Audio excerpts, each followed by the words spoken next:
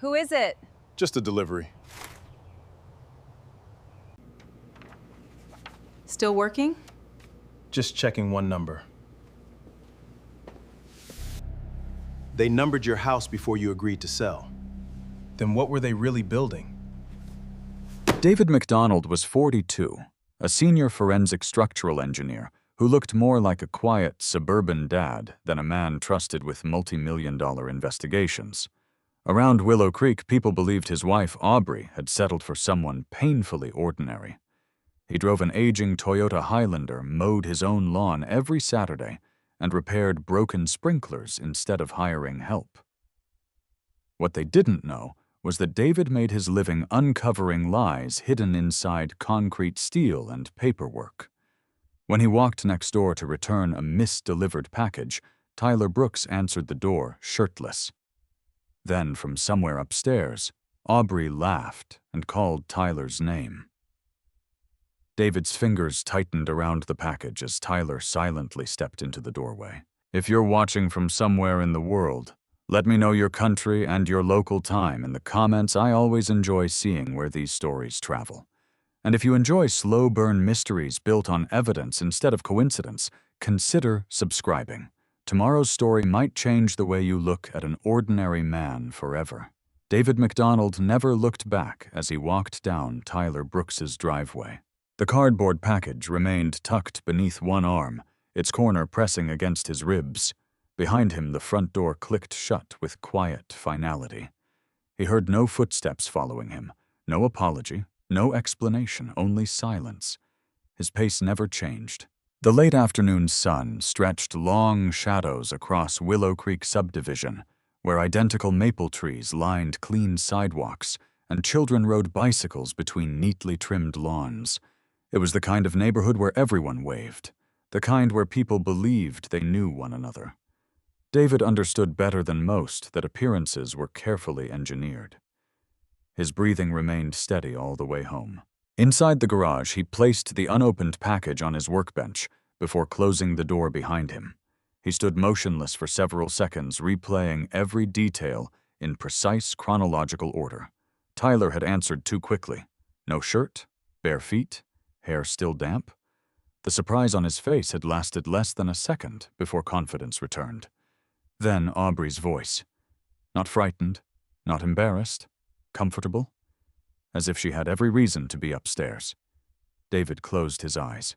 Years of forensic investigations had trained his mind to separate observation from assumption. Observation.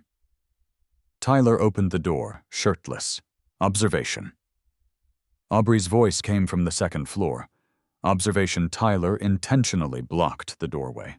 Everything else remained speculation. He refused to build conclusions without evidence.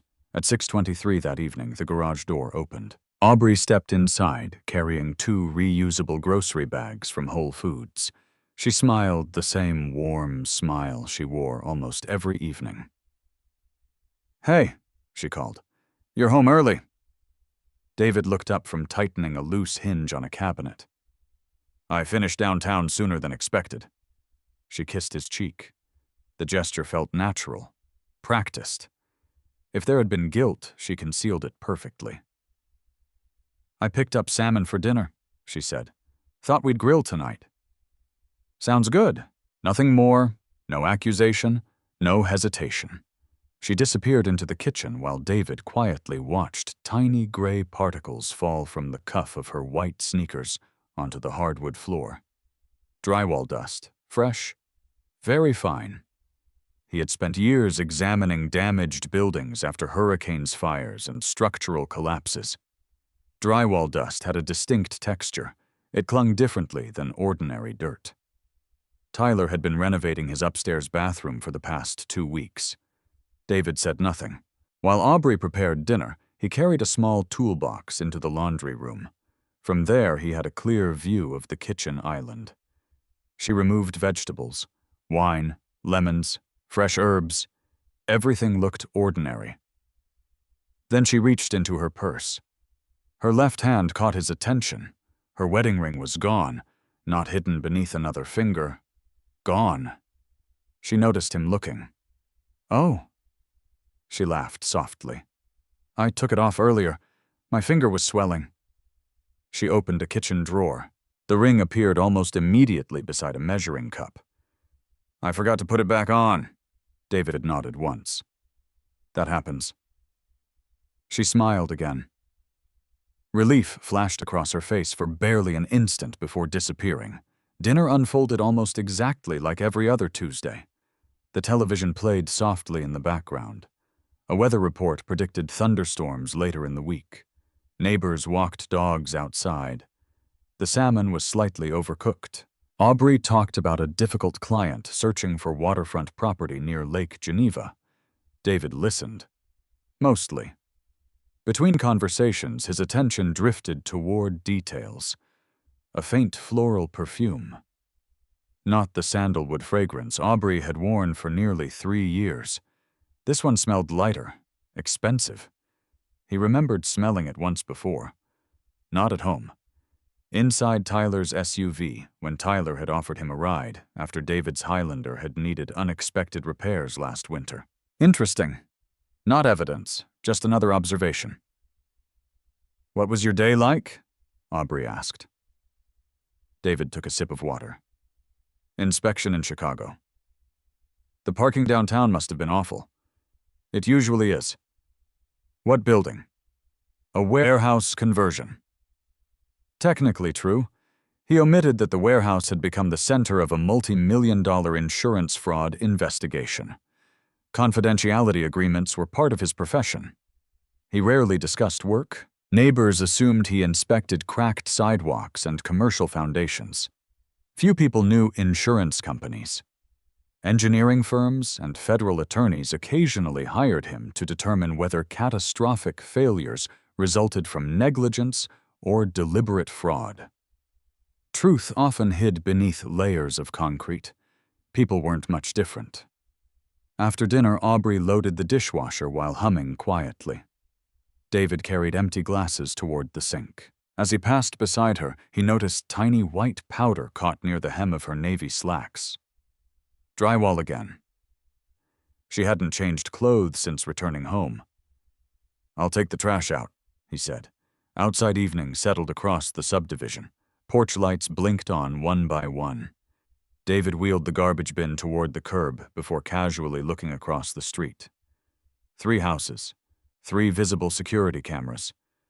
The Reynolds family had installed a Ring doorbell last Christmas.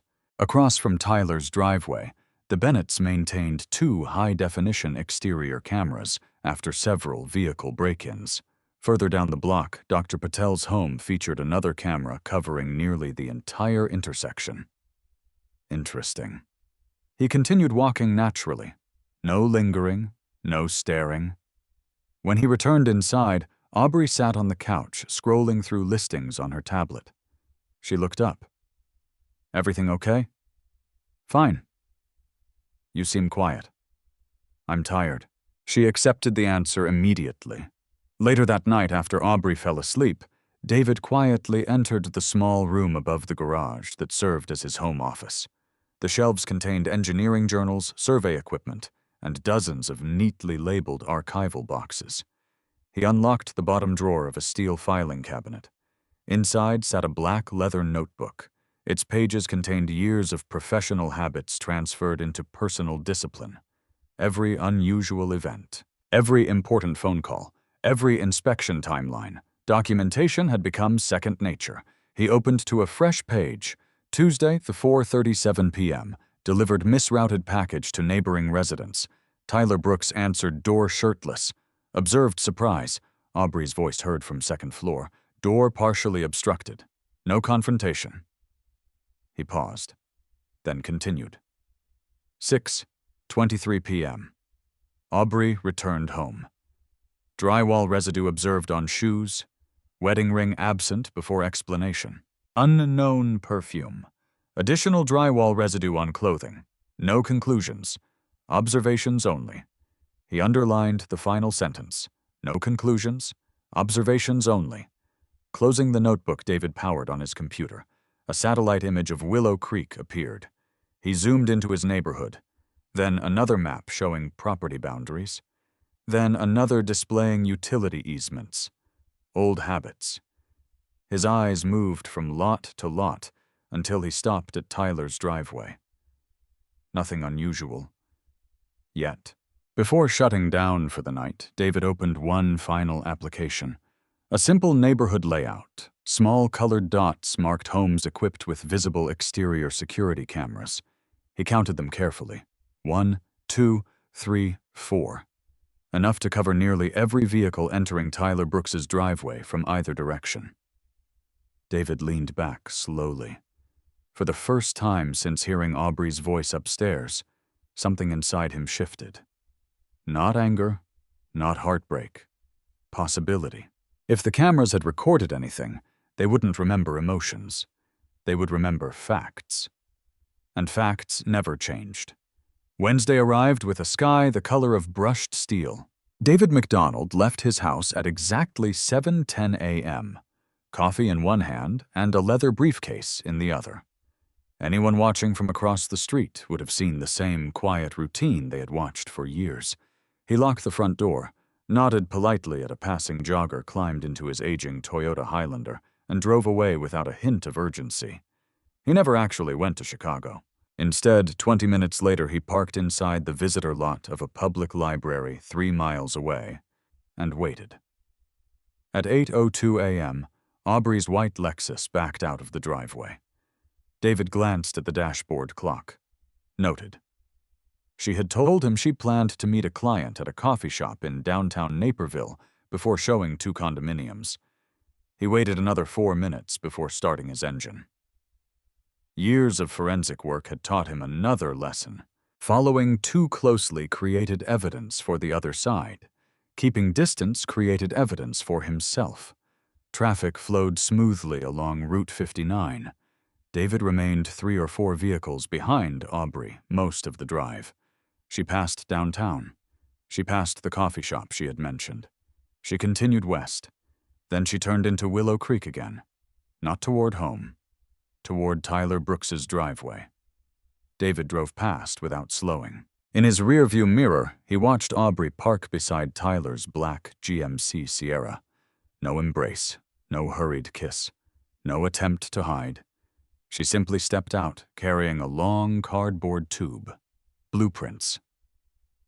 David kept driving until he reached the subdivision entrance before circling through another neighborhood and parking beside a small community pond. He opened his notebook. 8:41 a.m. Vehicle observed at Tyler Brooks's residence. Large document tube carried into house. Duration pending. Nothing more. No assumptions. At 9:15, David walked toward the home of Jim and Sandra Reynolds, 2 houses across from Tyler. Jim answered wearing gardening gloves. "Morning, David." "Morning, Jim. Hope I'm not interrupting." "Not at all." David smiled politely. "I actually have an odd favor to ask." Jim leaned against the doorway. "What's going on?" "I think someone clipped my mailbox with a truck sometime this week. I noticed a fresh scrape yesterday." Jim frowned. "I didn't hear anything." "I was wondering if your Ring camera happened to catch traffic on Monday afternoon." Jim laughed. "That's easy enough." Within minutes, they stood in Jim's kitchen reviewing footage. David never mentioned Aubree, never mentioned Tyler. His attention stayed on the video. Monday, 4:34 p.m. His own Highlander appeared entering the street. 4 minutes later, Tyler's front door briefly opened. Too distant to identify faces. Still useful, Tuesday, 8:46 a.m. Aubree's Lexus. Wednesday, again. Thursday from the previous week. Again. David remained expressionless. "Funny," Jim said. "Looks like Tyler's got a regular visitor." David shrugged casually.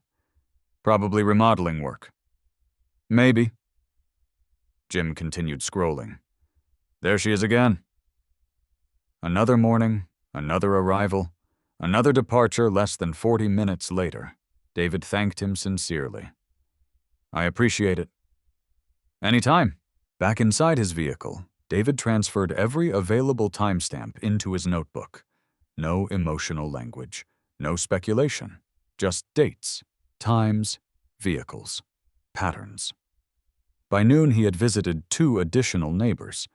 The Bennett family happily shared recordings after David repeated the mailbox story. Their cameras covered a better angle.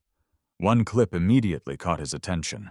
Tyler walked from his garage carrying folded construction drawings nearly 3 feet long. Aubree followed behind him. She pointed toward David's backyard. Tyler unfolded one corner of the plans.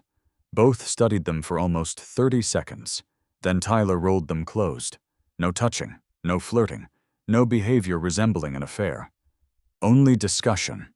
Professional, purposeful. David replayed the footage 3 more times. Every investigation reached a point where the obvious explanation began falling apart. Perhaps this was that point. Late that afternoon, he attended the monthly Willow Creek HOA meeting inside the neighborhood clubhouse. Normally, he skipped them. Today, he arrived 10 minutes early. Residents discussed landscaping budgets, irrigation repairs, and pool maintenance. David listened quietly from the back row. Karen Mitchell, the HOA president, distributed printed agendas before beginning. Halfway through the meeting, she smiled toward Tyler. "I also want to thank Tyler Brooks for volunteering his time on the neighborhood improvement proposal." Several homeowners applauded politely. Tyler nodded modestly. "It's still in the planning stage." Karen laughed. "You're being too humble. You've practically lived with survey maps these past few weeks." Survey maps. David kept his eyes on the agenda. Another observation. Nothing more. After the meeting ended, Karen approached David near the parking lot. "Haven't seen you here in forever." "I've been busy." She smiled warmly. "You engineers never stop working." He chuckled. "I suppose not." Karen adjusted the folder beneath her arm. "By the way, Tyler had a few questions about lot boundaries near the creek easement." David looked mildly interested. "Really?" Apparently, the county records don't line up perfectly with older subdivision drawings. "When did that come up?" "Oh, maybe 3 weeks ago." She thought for a moment. "He said Aubree knew someone in real estate who could help compare old filings." David nodded once. "Interesting." Karen continued talking about upcoming landscaping projects, unaware that she had just supplied another piece of the puzzle. 3 weeks ago, exactly when Aubree first claimed she had begun working with a difficult client. Driving home, David mentally arranged every fact like numbered evidence tags at a collapse site. Aubree visited Tyler repeatedly. Blueprints exchanged hands, survey discussions, property boundaries, construction documents. None of it resembled an ordinary affair anymore. If Tyler and Aubree wanted secrecy, why discuss rolled plans in broad daylight outside security cameras, unless they believed no one understood what they were actually looking at?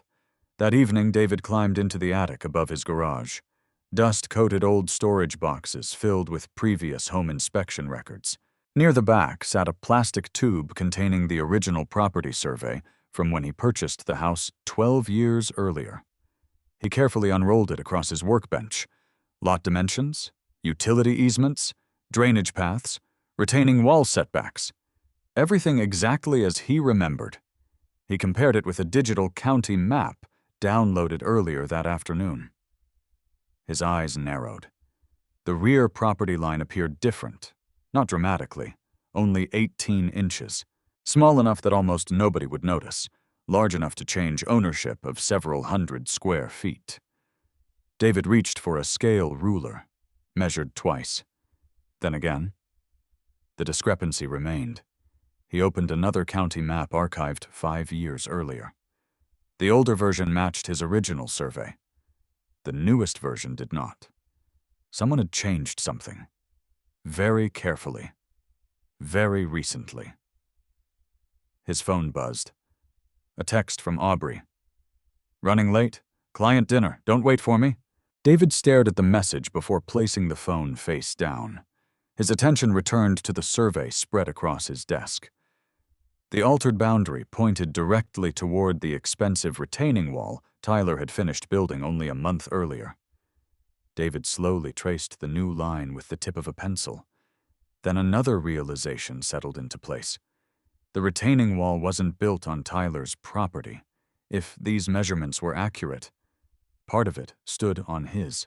David looked toward the dark window above the workbench. For the first time since hearing Aubree's voice behind Tyler's door, the pieces no longer resembled a broken marriage. They resembled the opening moves of something planned, something expensive, and someone had gone to extraordinary lengths to make it look perfectly ordinary. David McDonald slept for less than 4 hours.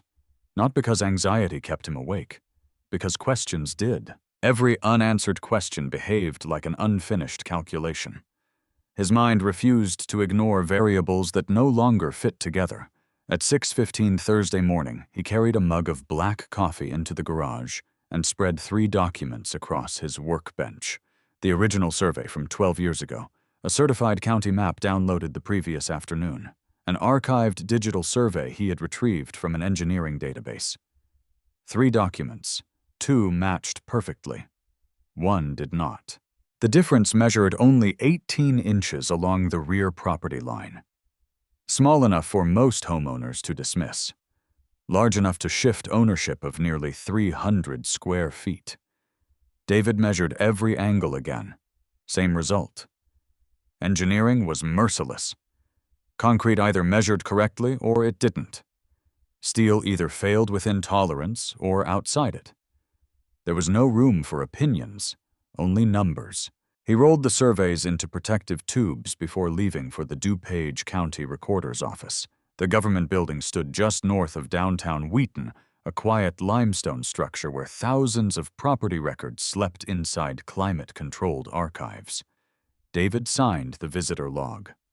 An elderly clerk wearing reading glasses greeted him. "Morning?" "Good morning." "What can I help you find?" "I'm researching historical surveys for Willow Creek subdivision." She smiled politely. "Lot number..." He provided his address. Within 15 minutes, she returned, pushing a small cart stacked with oversized archival folders. "Everything filed since the subdivision was established." "Thank you." David carried those folders into the public research room. Silence filled the space except for the occasional rustle of paper. He opened the oldest survey first, filed 22 years earlier. Original subdivision approval, lot dimensions, drainage easements, county engineer's seal. Everything matched the survey he kept at home. Next came documents filed over the following decade. Minor utility updates, road widening, stormwater improvements. Nothing affected his property boundary. Then he opened a folder stamped only 6 months earlier. Immediately something felt wrong. The survey looked authentic. Professional drafting, correct formatting, proper seals. Yet one line caught his attention. Rear monument verified. David frowned. Every licensed surveyor understood permanent monuments were physical reference markers embedded in the ground. Verification required field measurements, not estimates. He turned to the attached certification. The signature belonged to a surveyor named Charles Denton. David recognized the name, not personally, professionally. Denton had testified years earlier during a construction lawsuit involving improperly certified commercial boundaries. Interesting. Still not evidence. He requested another file, then another. The clerk looked curious as David quietly photographed page after page using his phone. Every image automatically uploaded into encrypted cloud storage. Habit. Years earlier, a courthouse flood had destroyed several engineering exhibits during an unrelated investigation. David never relied on one copy again. Around noon, he requested construction permits associated with Tyler Brooks's retaining wall. Another clerk wheeled over a separate folder. Approved permit, engineering drawings, inspection reports. David studied each page carefully. The retaining wall measured 47 feet. Inspection completed 5 weeks earlier.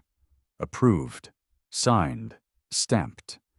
Yet the attached site drawing positioned the wall 18 inches farther west than the actual construction visible behind Tyler's house.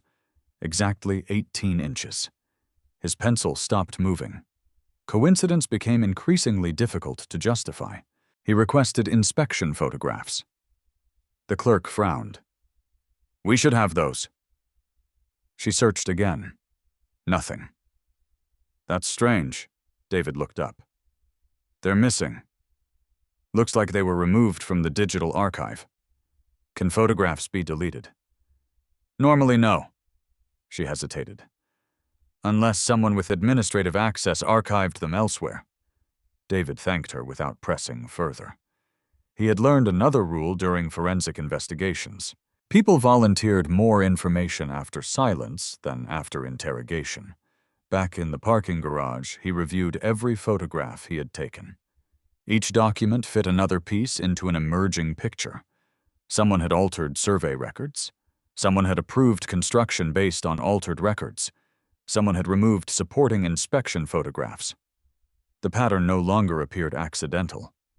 That afternoon, David drove to his office in downtown Chicago. McAllister Forensic Engineering occupied the 9th floor of a renovated brick warehouse overlooking the Chicago River. Few employees had arrived yet. David unlocked his office and closed the door behind him. Floor-to-ceiling shelves surrounded his desk. Hundreds of investigation binders filled the room, every case documented, every report archived. He powered on his workstation. A security notification immediately appeared. Login history. His attention narrowed. 2 successful remote logins had occurred 9 days earlier, 2:14 p.m., 2:37 p.m. Both originated from inside his home network. David had been in Milwaukee testifying during an insurance arbitration that entire afternoon. He remembered because the hearing lasted nearly 6 hours. He opened system logs. The remote user had accessed 3 folders: structural failure analysis, commercial foundation reports, confidential client files. No ordinary person would know those folders existed. He continued reading. Several PDF reports had been copied onto an external storage device.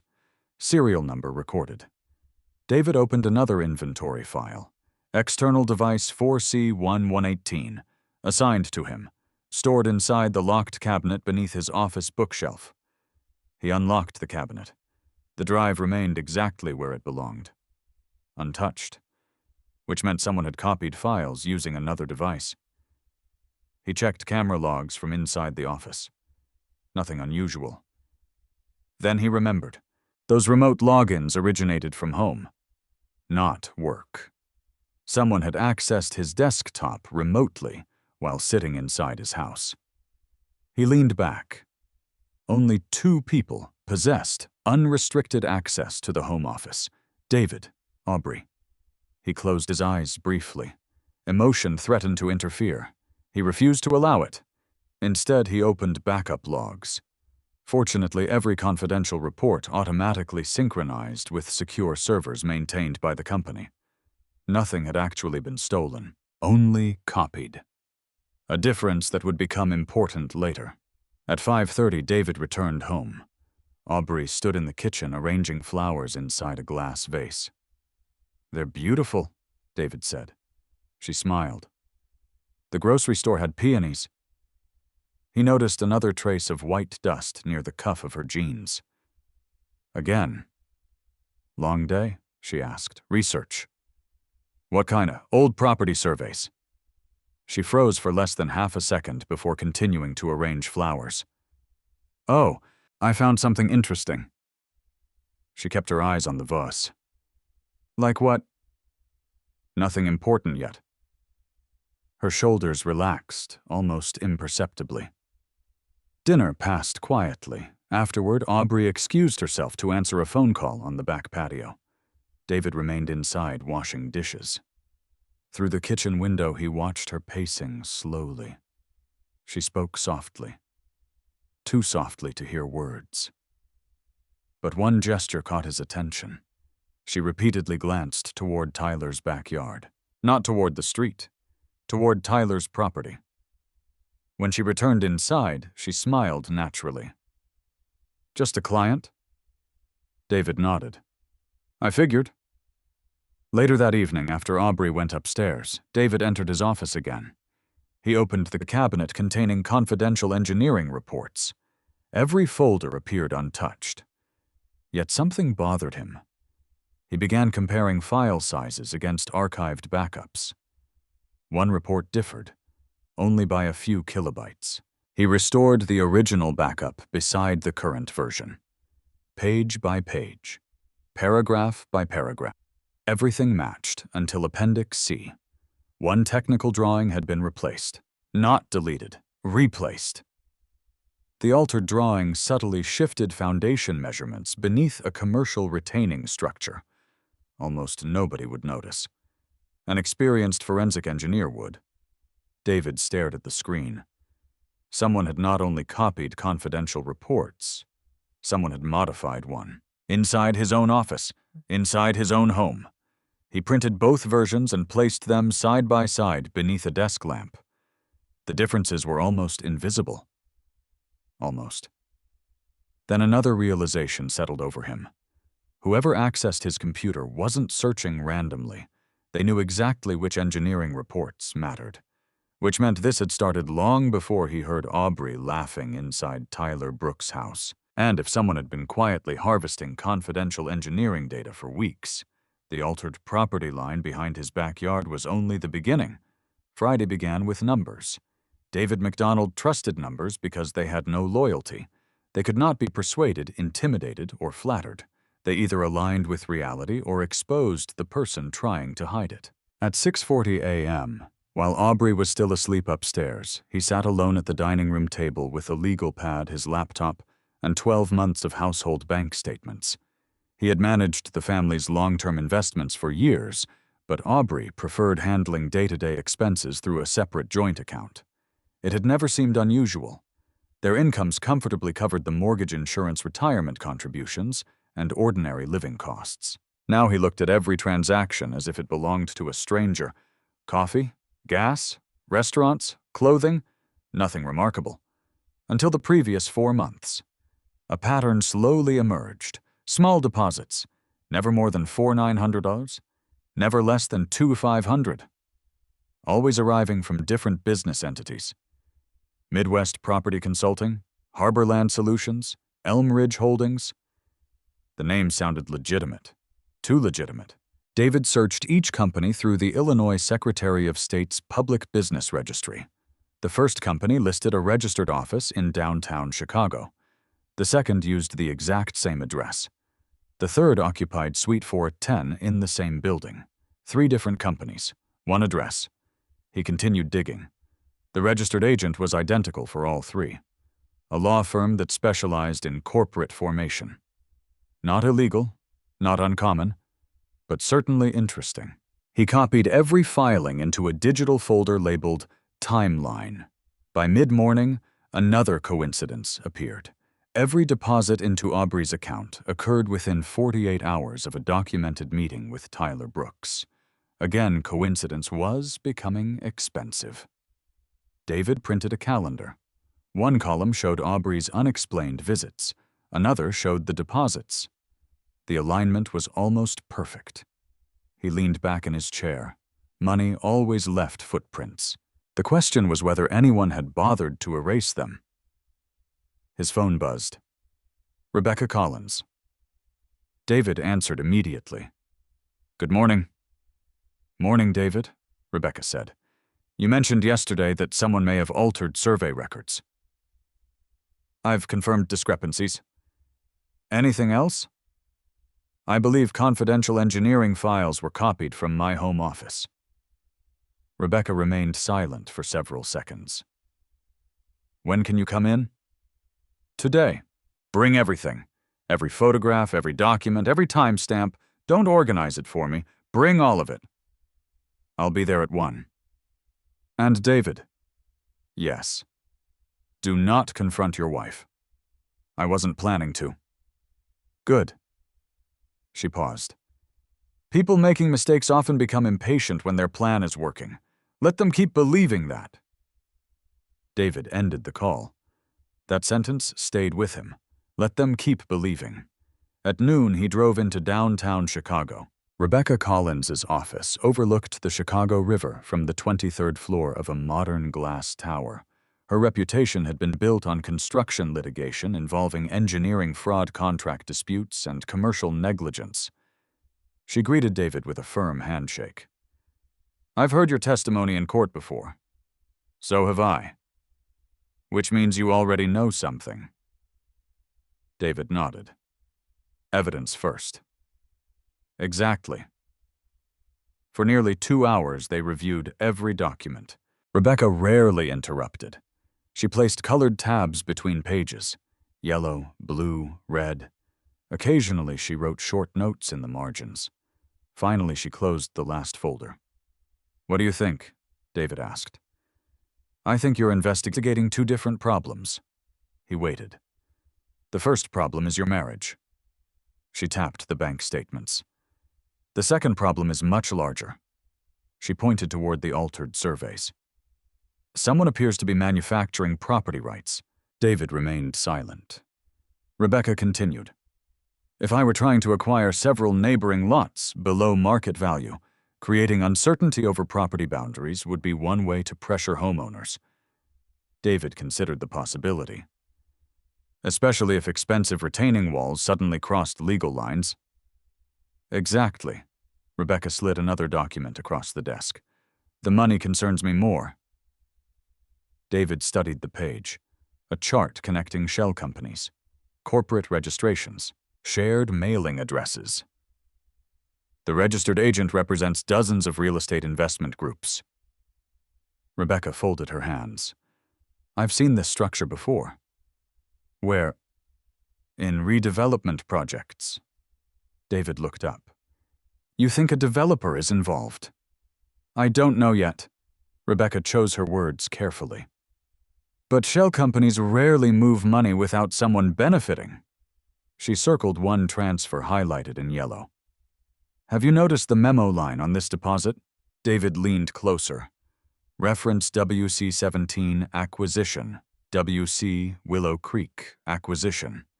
His eyes narrowed. Rebecca watched his expression. I had the same reaction." David turned another page. There it was again. WC-19, WC-22, different payments, same reference, different properties, different homeowners. Rebecca spoke quietly. "Don't guess?" "I won't." "But if those numbers correspond to lot numbers," David finished the thought. "Someone is buying the neighborhood." Rebecca nodded. "That's what I'd investigate next." She stood. "I also want you to do something else." "What?" "Assume your computer has already been compromised." "I already have." "Good." She smiled slightly. "Most clients don't." She handed him a list. Encrypted cloud backup, new authentication keys, independent forensic imaging, off-site document storage, home surveillance review. "Complete these today." David folded the paper and slipped it into his briefcase. Driving home, he stopped at an electronics retailer. He purchased encrypted external drives, 2 hardware authentication keys, and a network monitoring device. Nothing flashy, nothing noticeable. That evening, he worked quietly inside his home office. Every confidential engineering report was duplicated onto encrypted storage. Every password changed. Every access log archived. He disconnected one older desktop computer from the network entirely. Then he installed monitoring software capable of recording every future login attempt. No alarms, no notifications, just records. The less anyone suspected, the better. At 7:30 p.m., Aubree knocked softly on the office door. "You've been working a lot lately," David smiled. "Busy month." She stepped inside carrying 2 cups of coffee. "I thought you could use this." He accepted the mug. "Thanks." She looked around the office. Nothing appeared different. He had intentionally left everything exactly where it had always been. "You know," she said casually, "Tyler asked whether you'd looked at that retaining wall behind his house." David took a slow sip of coffee. "Did he?" He was worried about drainage. I haven't had time. He thought maybe you'd have an opinion. David set the cup down. I'm sure the county inspectors already gave him one. For the briefest instant, disappointment crossed Aubree's face. Then it vanished behind another smile. I'm sure you're right. She left the room. David waited until her footsteps disappeared upstairs. Then he opened the network monitor. A new login attempt appeared only 11 minutes after Aubree had entered his office. Someone had tried to access a folder labeled Commercial Retaining Wall Reports. The attempt failed. The user had entered an outdated password. David stared at the screen. No emotion reached his face, only another observation. Someone expected those files to remain available. Someone did not yet know they had been locked away.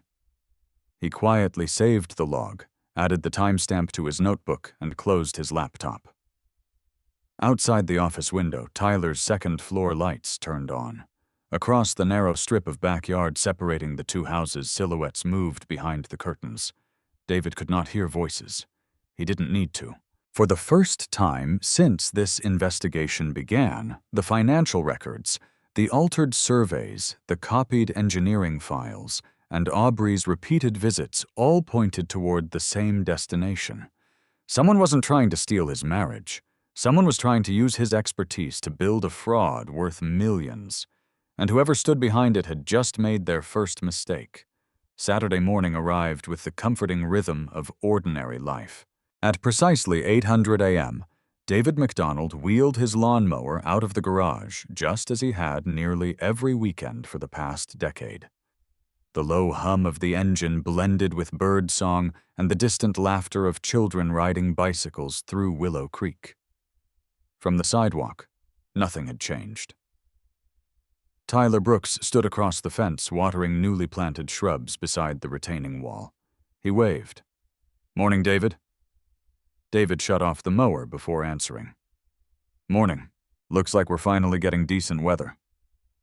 "I hope it lasts." Tyler smiled with effortless confidence. "So do I." The conversation ended there. No tension, no suspicion. Only two neighbors exchanging polite words beneath a cloudless Illinois sky. David resumed mowing. His expression never shifted, but his eyes quietly measured the retaining wall every time he passed along the rear property line.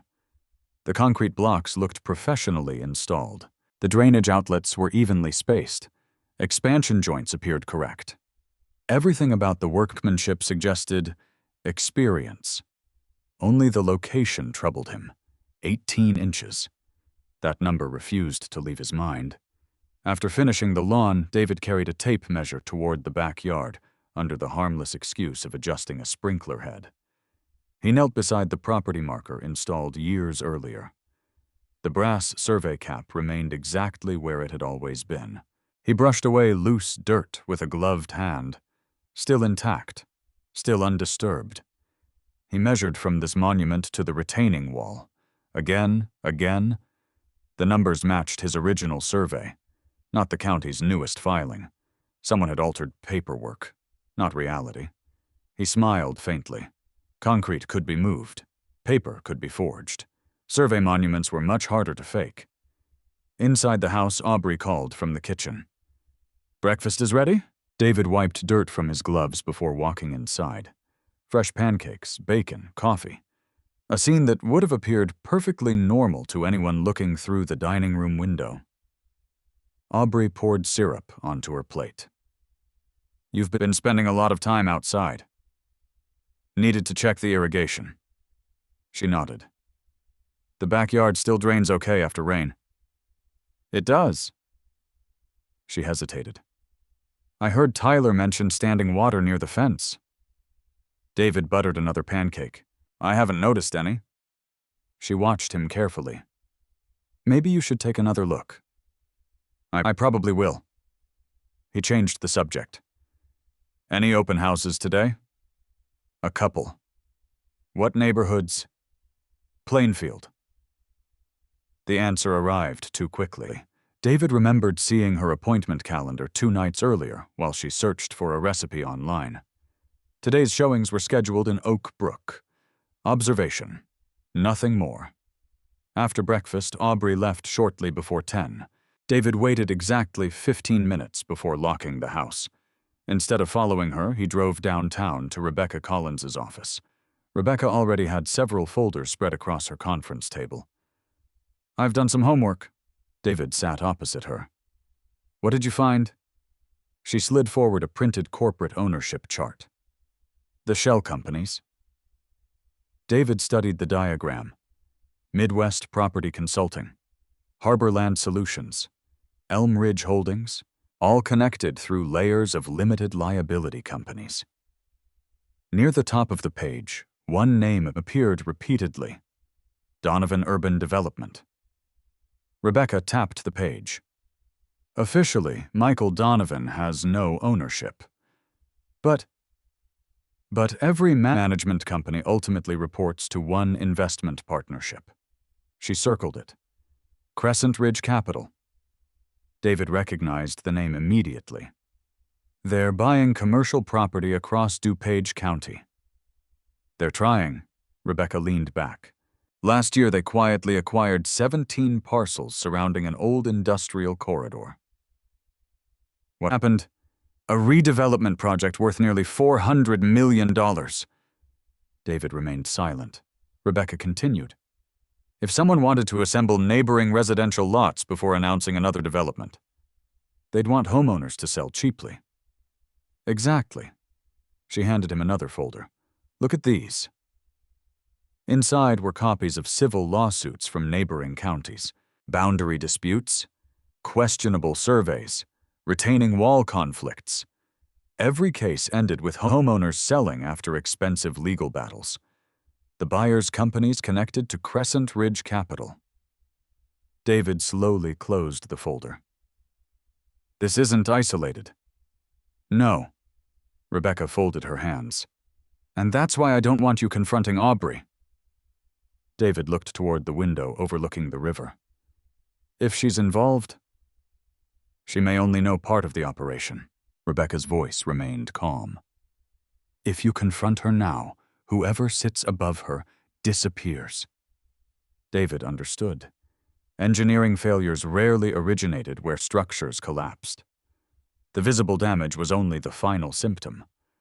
The real cause usually hid much deeper. "So, what do we do?" "We document." Rebecca smiled slightly. "You've been doing that your entire career." Before leaving, she introduced him to an independent digital forensics specialist named Eric Sanderson. Eric spent the afternoon examining David's laptop inside a secure laboratory. Within 2 hours, he confirmed what David had already suspected. "Your system wasn't hacked." David looked up. "It wasn't." Eric shook his head. "Someone logged in using valid credentials." "So they knew my password." "Or someone already trusted by the system entered it."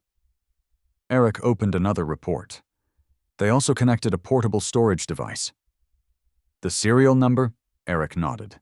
"Different from the one assigned to your office." "Can you identify it?"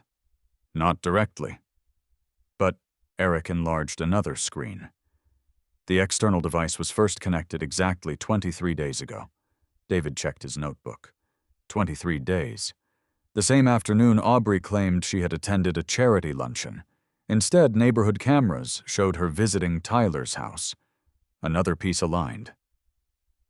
By sunset, David returned home. Everything appeared peaceful. Aubree sat on the back patio reading a decorating magazine. She smiled warmly. "There you are." "Long day?" "I was thinking maybe we should invite Tyler over next weekend." David paused only long enough to remove his shoes. "For dinner?" "Yeah." "He seems lonely." David met her eyes. "I'm sure he's doing fine." She laughed. "You've never been very social." "Probably not." She watched him for another second, almost as though measuring his reaction. Finding none, She returned to her magazine. That evening, David quietly installed 2 additional security cameras. One overlooked the backyard. The second monitored the side entrance leading toward his home office. Both blended seamlessly beneath the roofline. Neither emitted visible lights. Neither uploaded footage to ordinary cloud storage. Every recording would remain encrypted on equipment only David controlled. At 10:47 p.m., after Aubree had gone upstairs, his phone vibrated. The new motion sensor detected movement behind the house. David opened the live feed. Tyler stood beside the retaining wall holding a flashlight. He wasn't examining the wall. He was looking toward David's property marker. 30 seconds later, another figure entered the frame. Aubree. She wore a dark jacket over casual clothes. The two spoke quietly. Their voices were too faint to understand. Tyler knelt beside the survey monument. He brushed away dirt with his hand. Then he pointed toward the retaining wall. Aubree looked over her shoulder toward David's house. Both remained perfectly still. David lowered the phone. He did not rush outside. He did not call the police. Instead, he watched. Tyler reached into a small tool bag. For a moment, David thought he intended to remove the survey marker. Instead, headlights swept across the backyard from a passing vehicle.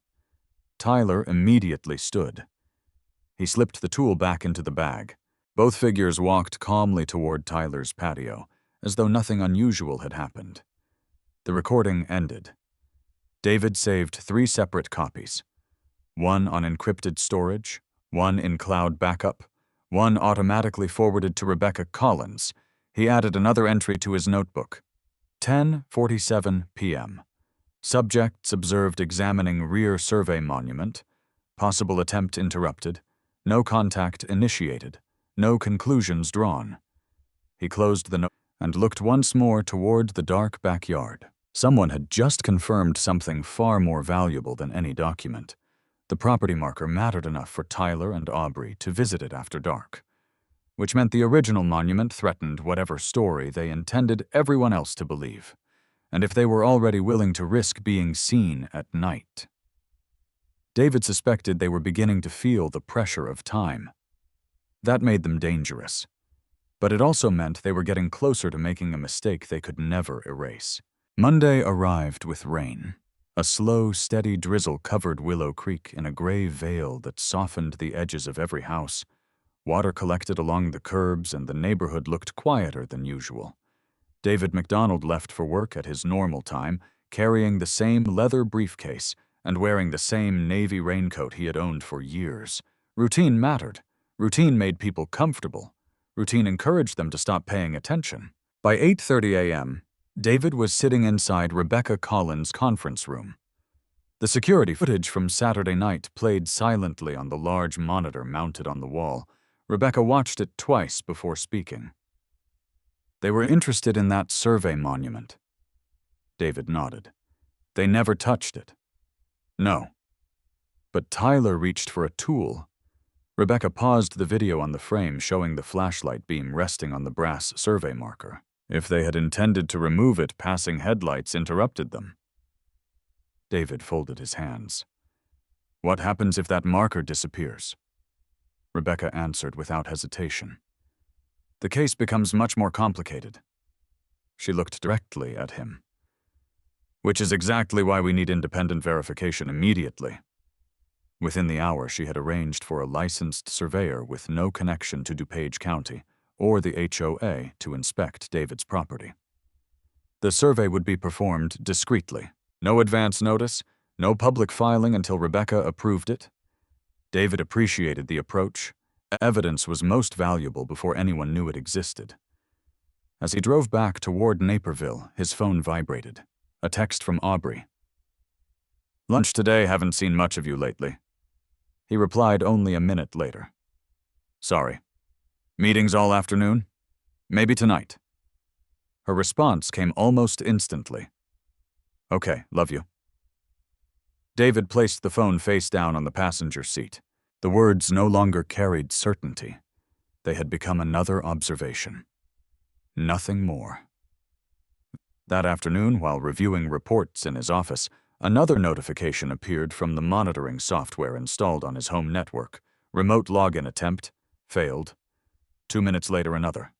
Failed again. Someone was still trying to reach files that no longer existed in their original location. David exported the log and emailed it to Eric Sanderson. Less than 15 minutes later, Eric called. They're persistent. They've tried 3 times this morning. Same account? Yes. Eric hesitated. David, whoever is doing this already knows your work habits. What makes you say that? The attempts happened during the exact period you're usually inside client meetings. David looked out the office window toward the Chicago River. That wasn't coincidence. Someone expected him to be unavailable. Someone knew his schedule. Only a handful of people did. One of them lived in his house. By late afternoon, David returned home. The neighborhood appeared peaceful. Children played basketball in a driveway across the street. A delivery truck stopped outside the Bennett family's home. Nothing suggested the quiet subdivision had become the center of a growing fraud investigation. Inside, Aubree greeted him with an unusually warm smile. I made your favorite. Pot roast, mashed potatoes, fresh bread. She almost never cooked on Mondays. David noticed immediately. You didn't have to. I wanted to. She poured him a glass of iced tea before sitting across from him. For several minutes, the conversation remained harmless. Work, weather, a television series they had been watching. Then Aubree casually rested her elbows on the table. You've seemed distracted lately. Busy. More than usual. A couple of difficult projects. She nodded sympathetically. I worry about you. David looked at her calmly. I appreciate that. Silence settled over the room. Finally, Aubree spoke again. You know, she smiled gently. People around here think you're too serious. David almost laughed. They're probably right. I don't. She reached across the table and touched his hand. I think you carry too much responsibility. The gesture lasted only a moment before she withdrew. David noticed something missing, her smartwatch. She rarely removed it. Earlier in the year, she had mentioned it, tracked her appointments and fitness goals. Now it was gone. Another detail. After dinner, Aubree excused herself to shower. David quietly carried the empty dishes to the kitchen. As he passed the trash can, a folded receipt near the top caught his eye. He normally ignored such things. Tonight he unfolded it. A hardware store, cordless drill batteries, concrete anchor bolts, masonry bits, purchased Saturday afternoon. The receipt totaled nearly $300. Tyler owned a remodeling company. Why would Aubree buy masonry supplies? David photographed the receipt before placing it exactly where he had found it. At 8:15 p.m., the doorbell rang. Tyler stood outside holding a small package. Wrong delivery again? He said with a grin. David accepted the box. Thanks. Tyler looked over David's shoulder into the house. Aubree home? Upstairs. Tell her I found the paint samples. David watched Tyler carefully. Paint samples. For Karen's clubhouse renovation. He smiled easily. Guess she forgot them. David returned the smile. I'll let her know. Tyler nodded. See you around. As he walked back across the lawn, David noticed Tyler glance briefly toward the side of the house, toward one of the newly installed cameras. The glance lasted less than a second. Enough to notice. Not enough to confirm he had actually seen it. Later that evening, David reviewed the doorbell recording. The conversation itself revealed nothing, but Tyler's eyes did. He had scanned the porch, the windows, the roof line, almost as though checking for changes. David added another note. Awareness increasing. That was expected. The longer a deception continued, the more attention its architects devoted to protecting it. At 10:03 p.m., another alert appeared. Motion detected, backyard. David opened the live feed. Nothing. Wind moved tree branches across the fence. Rainwater reflected the security lights. Then from the edge of the frame, a dark figure crossed behind the retaining wall. The person never entered David's property. They simply paused near the boundary before disappearing again. The camera captured only a silhouette, height, build, a hooded jacket, no face, no identifying features. David replayed the clip repeatedly. The figure never approached the survey monument this time. Instead, they stopped beside one specific drainage outlet built into Tyler's retaining wall. They crouched, reached inside, removed something small, then walked away. David froze the final frame. The object fit inside one hand, too small for construction equipment, too deliberate to be random. He immediately forwarded the clip to Rebecca. Her reply arrived 2 minutes later. "Do not approach the wall tonight. We'll inspect it tomorrow with the surveyor." David locked the phone. Outside rain continued falling against the windows. Somewhere beyond the darkness, someone had hidden or retrieved something inside that retaining wall. And whatever it was, they considered it valuable enough to risk another nighttime visit. For David, that changed everything. The wall was no longer just evidence of a property dispute. It had become a hiding place. And hidden things almost always belonged to much bigger crimes. Tuesday dawned beneath low clouds that refused to break. David McDonald arrived at his office before sunrise, carrying nothing except his briefcase and the black leather notebook that had become more valuable than any engineering report sitting inside the building. Every observation, every timestamp, every photograph formed a chain. Individually, they proved very little. Together, they were becoming impossible to dismiss. At 7:12 a.m., Eric Sanderson called. "I finished analyzing the network logs." David closed his office door. "What did you find?" "The failed login attempts weren't random." "I assumed they weren't." "They targeted one specific directory every single time." "The retaining wall reports." "Exactly." Eric paused before continuing. "Whoever tried to access your system knew the folder structure. They weren't browsing. They were looking for something specific." David looked toward the shelves lined with investigation binders. "They've been here before." "I'd say so. And the portable storage device." "I still can't identify the serial number, but I can tell you something else." David waited. "The device copied files. It didn't delete them." "So they wanted information, not sabotage." "For now." The call ended with one recommendation. "Don't keep anything important at home." David had already begun following that advice. Before leaving Chicago the previous evening, he had moved every confidential engineering report into an off-site evidence locker rented through a private records management company. The filing cabinet in his home office now contained carefully organized copies of public engineering references and several intentionally outdated project files. Anyone breaking into the office would believe they had found exactly what they wanted. By mid-morning, David returned to Naperville. Rebecca Collins and the independent surveyor Nathan Ellis were already waiting outside his property. Nathan introduced himself with a firm handshake. "I understand we're being discreet," Rebecca answered before David could. "No county notifications, no HOA involvement."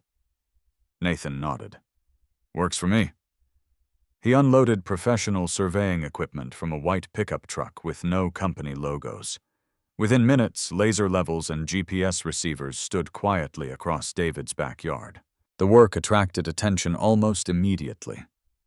Karen Mitchell appeared from across the street. "Everything okay?" David smiled. "Just confirming some old measurements." Karen looked toward the retaining wall.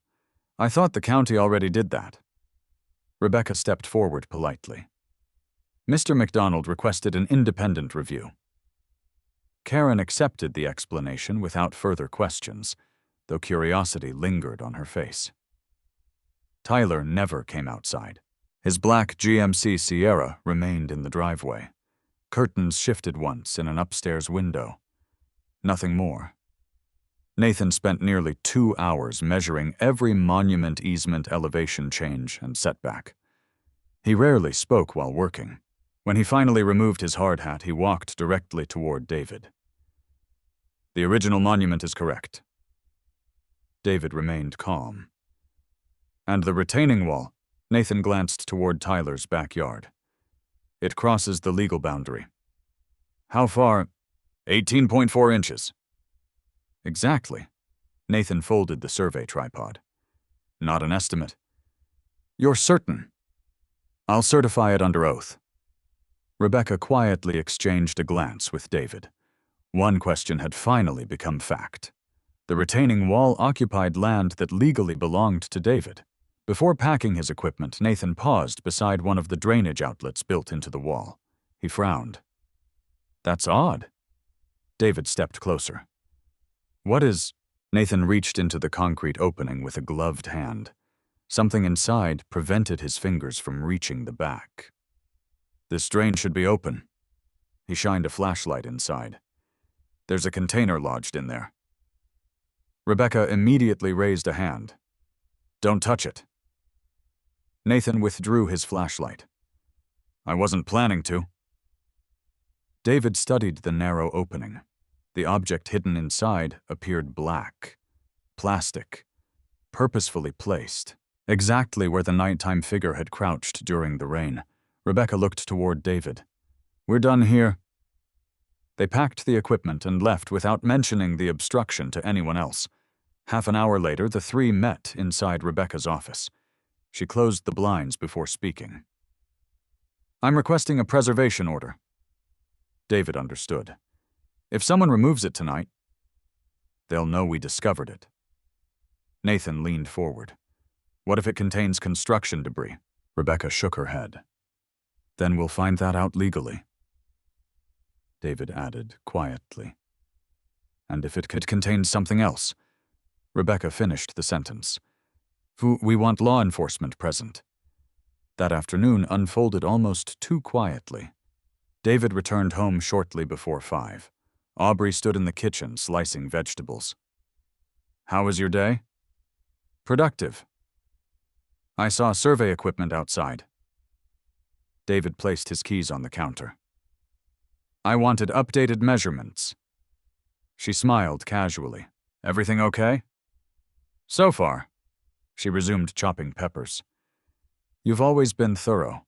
Mentioned the retaining wall again. After dinner, Aubree announced she was meeting a client for coffee. At 7:18 p.m., her Lexus pulled away. David waited exactly 10 minutes before opening the live camera feed. Tyler's garage door opened almost immediately. His truck remained parked inside. Instead, Tyler walked across his backyard carrying a flashlight. He knelt beside the same drainage outlet. David watched silently. Tyler reached inside. His expression changed. He searched again. Longer this time. Then he stood abruptly and scanned both neighboring yards. The container was gone. David felt his pulse quicken for the first time in days. Rebecca had been right. Someone had removed it. But not today. Someone else had already beaten Tyler to it. His phone rang. "Rebecca." "You saw him?" "Yes." "So did I." David frowned. "You were watching. I had an investigator parked 2 streets over." She didn't waste another second. "David, something happened an hour ago." "What?" "Our investigator photographed an unmarked gray SUV parked beside Tyler's house." "Who was inside?" "We don't know." But the vehicle left 5 minutes before Tyler checked the drain. David walked toward the back window. Tyler still stood beside the retaining wall, visibly frustrated, looking around, as though trying to understand what had happened. Rebecca continued. "I think someone higher up in this operation got there first." David remained silent. "Which means," Rebecca said carefully, "they no longer trust Tyler." Across the backyard, Tyler kicked the damp grass in frustration before returning to his house. David watched the patio door slam shut. For the first time, cracks were appearing inside the conspiracy itself. Someone had secretly removed whatever had been hidden inside the wall. Someone with enough authority to act without informing Tyler. That meant the people financing the scheme were beginning to erase evidence, or erase witnesses. David closed the curtains. His investigation had entered a different stage. Until now, he had been collecting proof. Now someone else was trying to make that proof disappear before the law could reach it. And that usually happened only when the people behind the fraud realized time was running out. Wednesday morning began inside the Financial Crimes Division of the Naperville Police Department. Detective Daniel Foster studied the folders spread across the conference table without saying a word. Unlike most investigators David McDonald had worked with over the years, Foster did not rush toward conclusions. He read every page in silence, occasionally comparing one document against another before making a single handwritten note.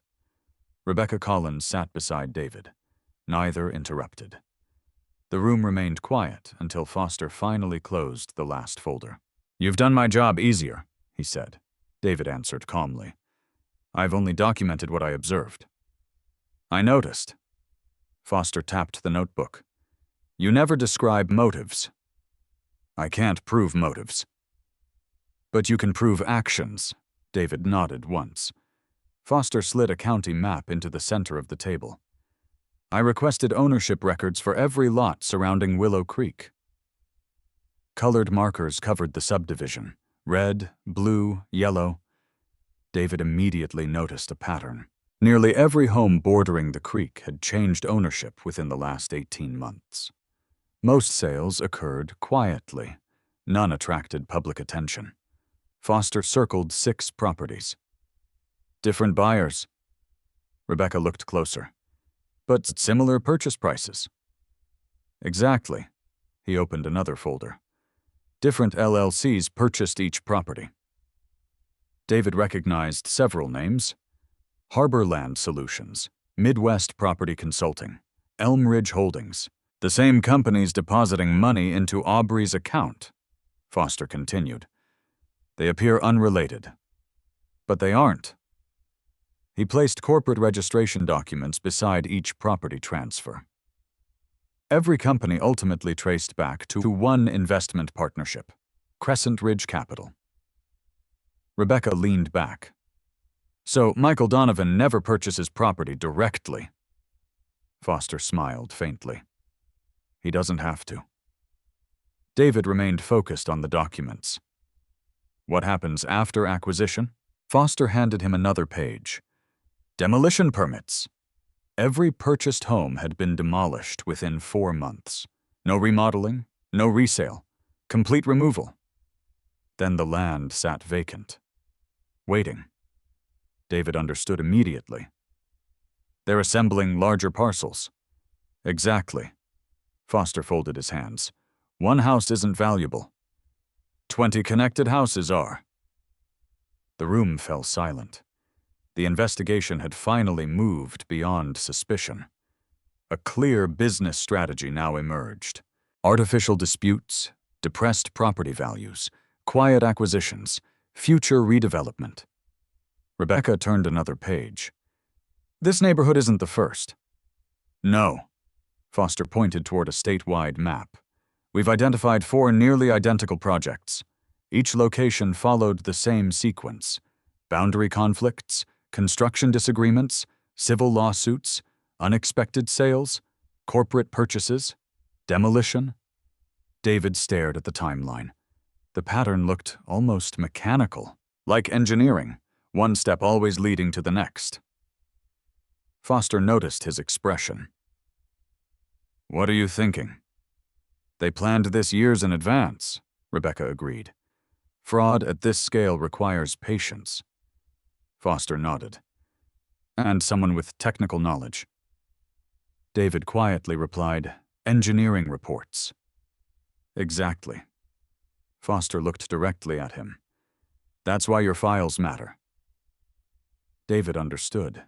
Accurate forensic reports could expose false surveys before fraudulent purchases became permanent. Altering those reports would protect the scheme. The pieces continued falling into place. By noon, Foster requested subpoenas for banking records associated with the shell companies. The legal process would take time. David expected that.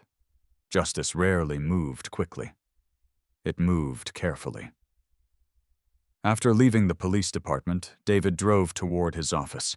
Halfway there, his phone vibrated. A notification from his home security system. Garage door opened. He checked the timestamp. 12:47 p.m. Aubree's vehicle. Expected. 3 minutes later, another notification appeared. Home office motion detected. David frowned. Aubree rarely entered his office. He opened the live camera feed. The image showed only the doorway. His desk remained outside the camera's angle. Aubree entered carrying a coffee mug. She closed the door behind her. 6 minutes passed. 7, 8. She finally emerged empty-handed. The office door remained slightly open.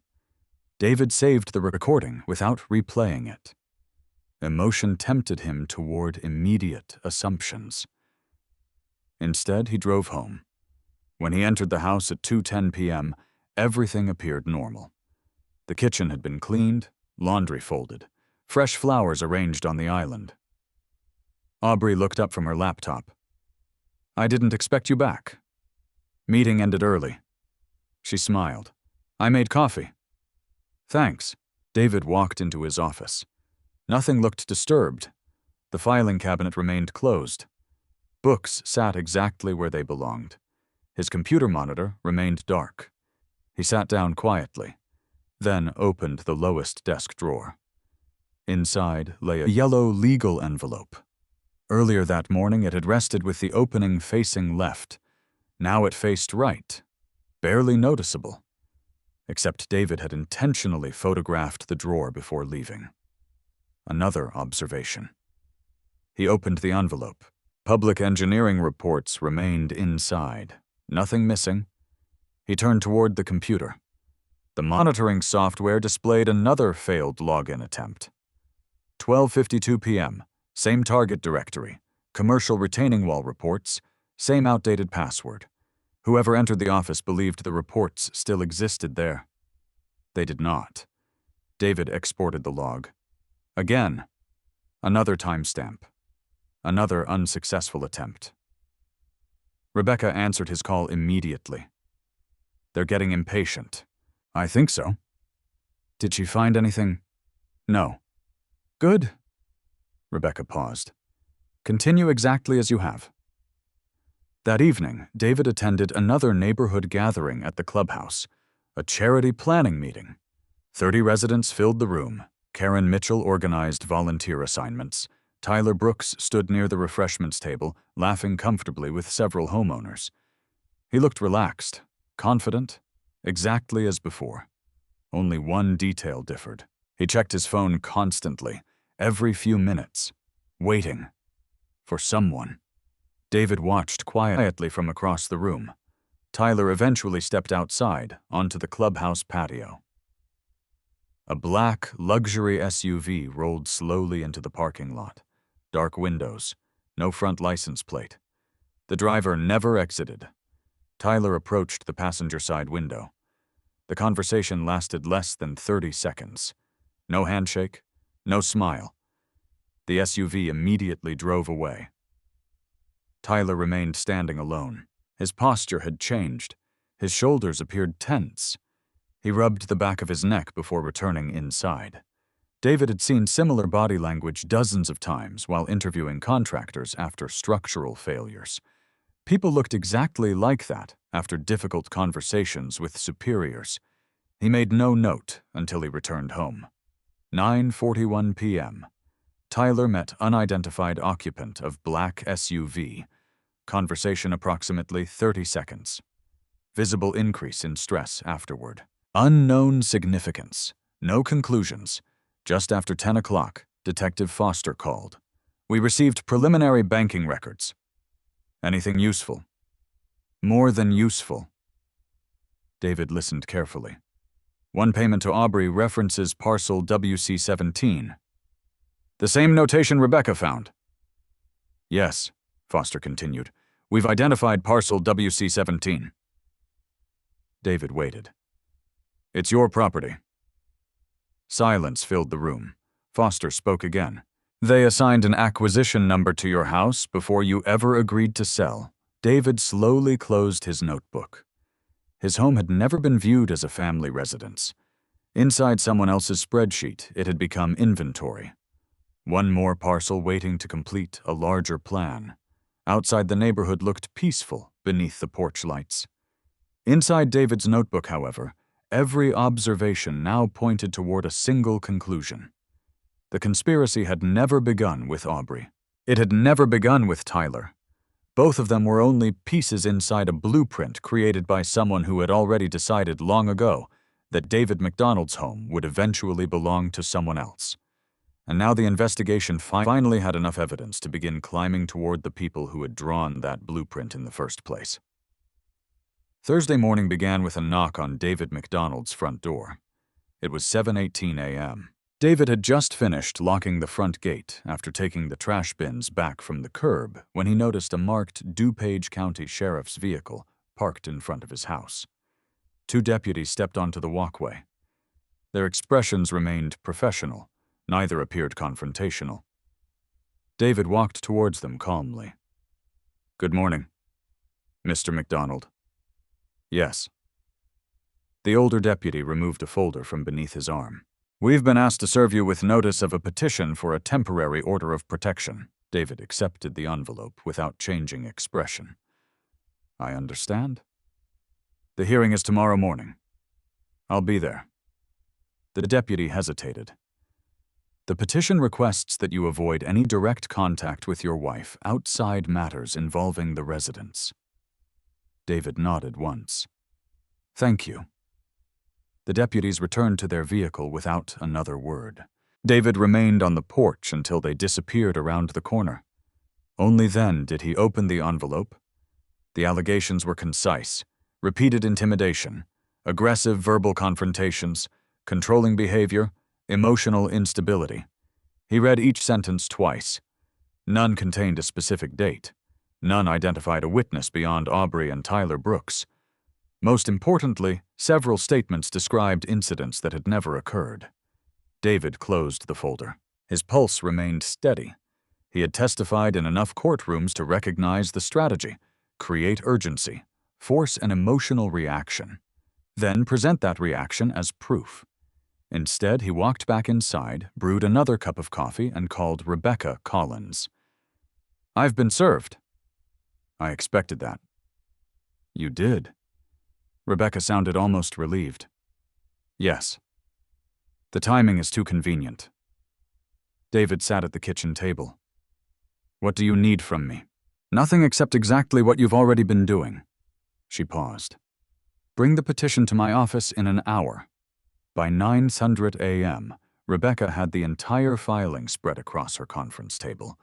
She highlighted several paragraphs before turning the pages toward David. "Read this sentence." David did.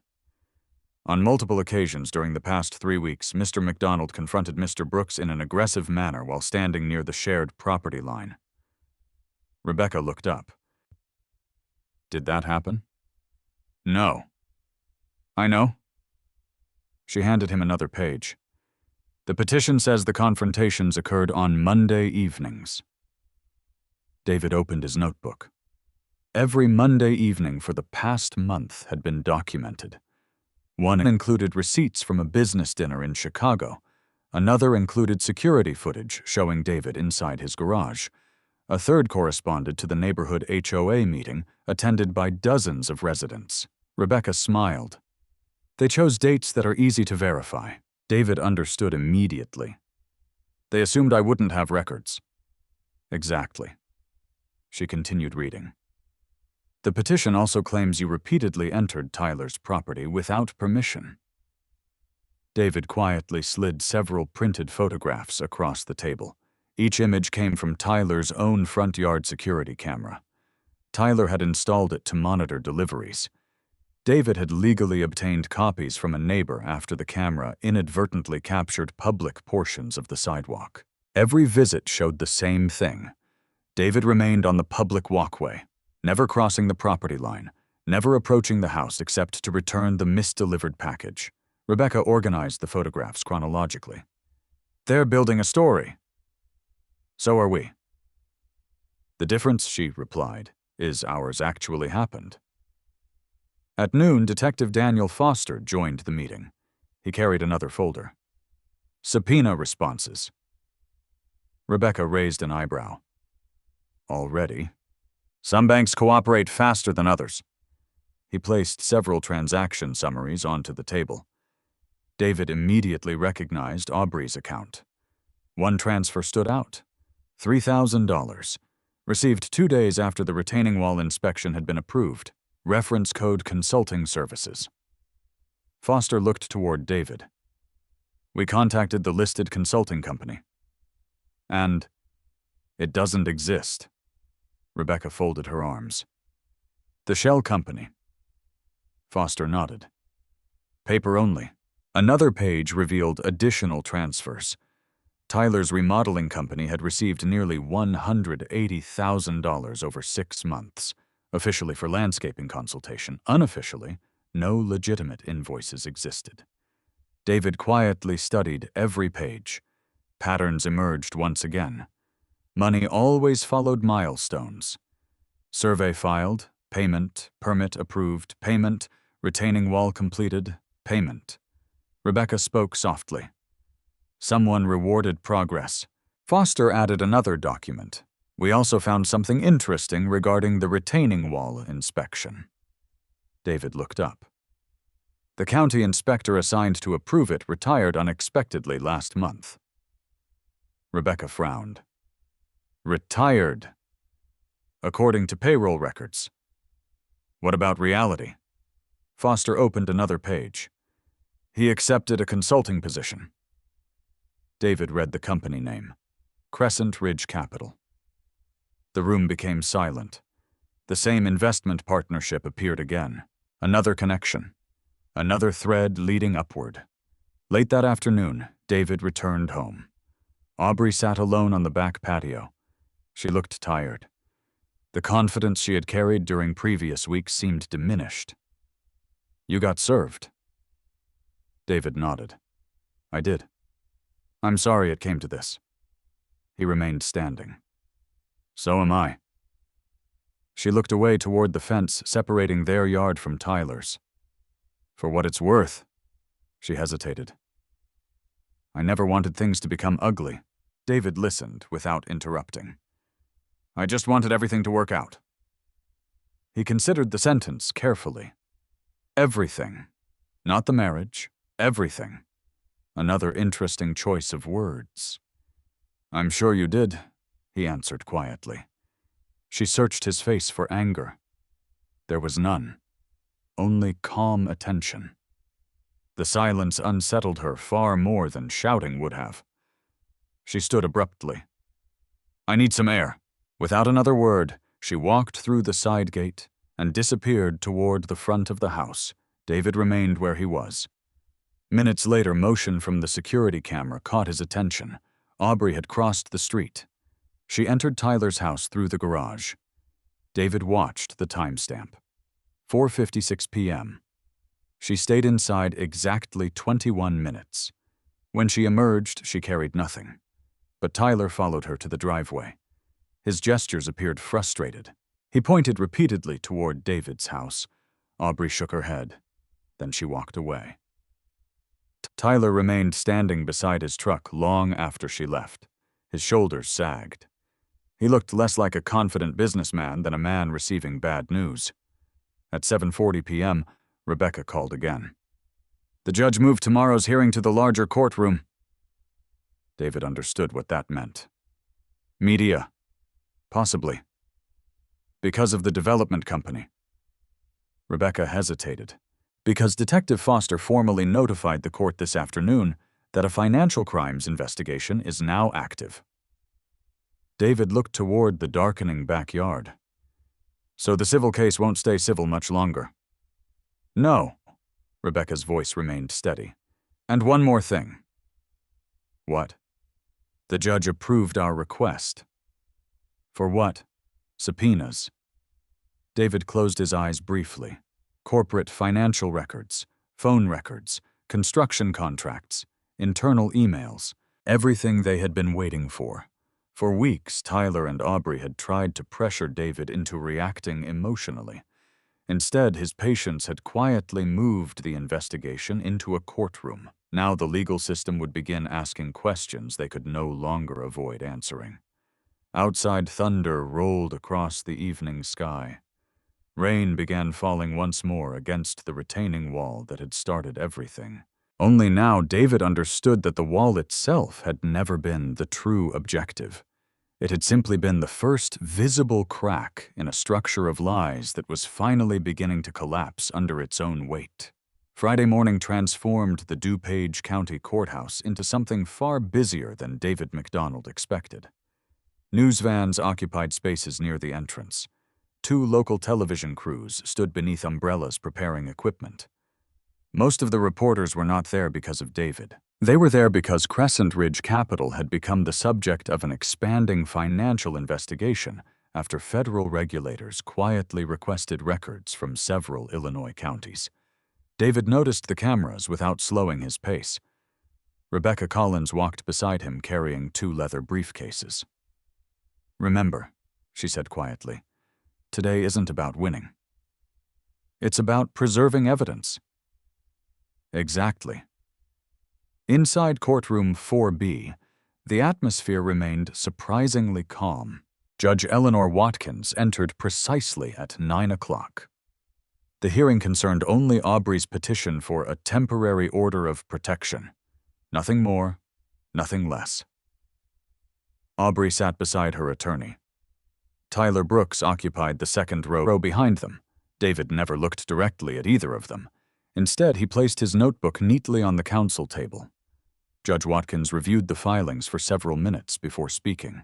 "Counsel, I understand both parties have submitted supplemental evidence." Rebecca stood. "Yes, Your Honor."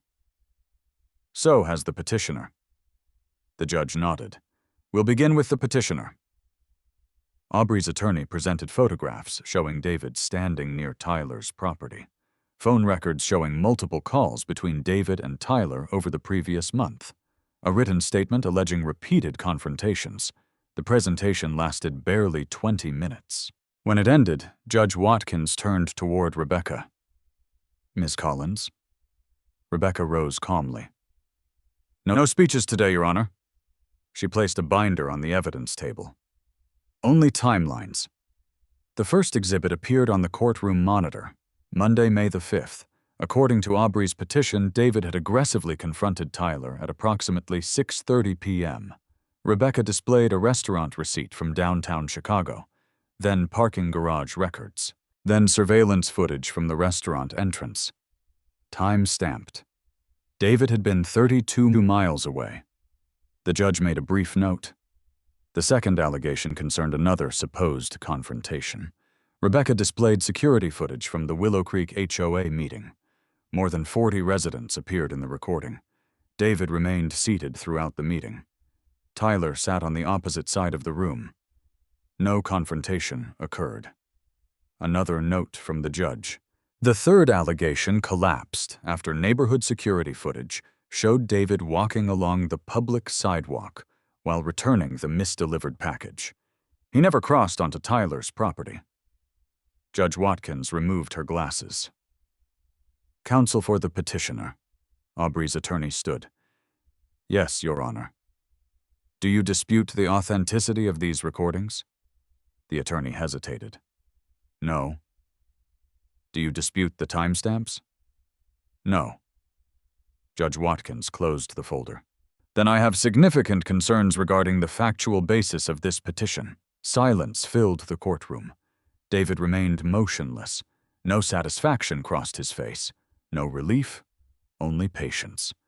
The hearing concluded less than 15 minutes later. The petition was denied without prejudice. Outside the courtroom, reporters immediately surrounded both legal teams. Rebecca offered only one sentence. "We're satisfied the documented evidence spoke for itself." David said nothing. By early afternoon, he and Rebecca met with Detective Daniel Foster, inside a secure conference room at the Financial Crimes Division. Foster looked more energized than either of them had ever seen him.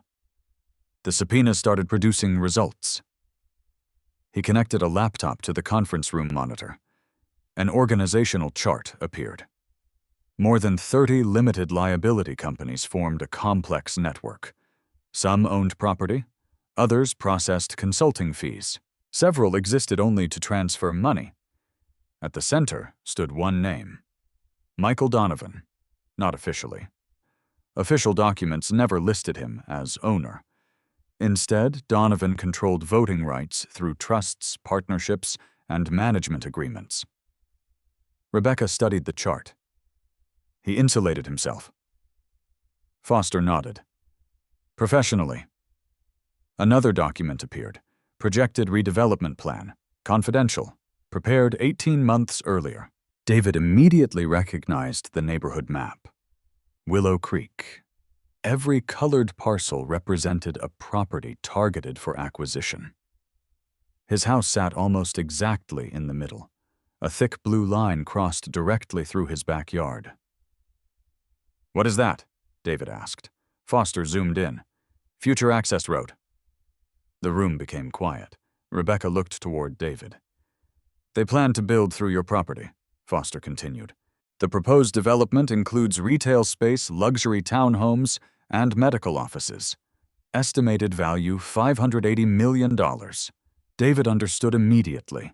His property wasn't valuable because of the house. It was valuable because of where it sat. Without his lot, the access road could not legally connect the main development to the county highway. Rebecca folded her arms. So, if David refused to sell, they needed another way. Foster displayed another document. Internal project memorandum. Subject: priority obstacles. 3 addresses appeared.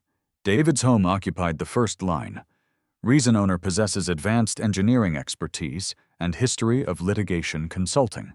Recommended strategy: reduce credibility before acquisition negotiations. The words remained on the screen. No one spoke for several seconds. David finally broke the silence.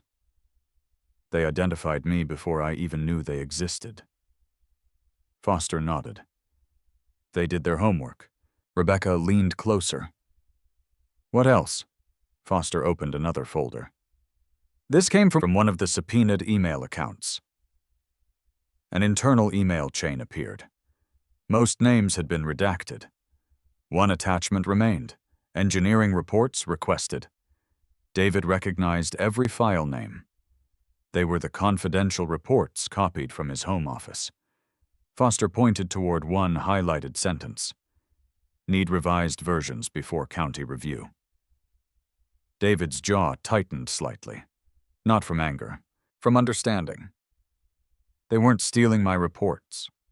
No. They wanted to replace them. Rebecca finished the thought. So future inspections would rely on altered engineering conclusions. Every piece finally aligned.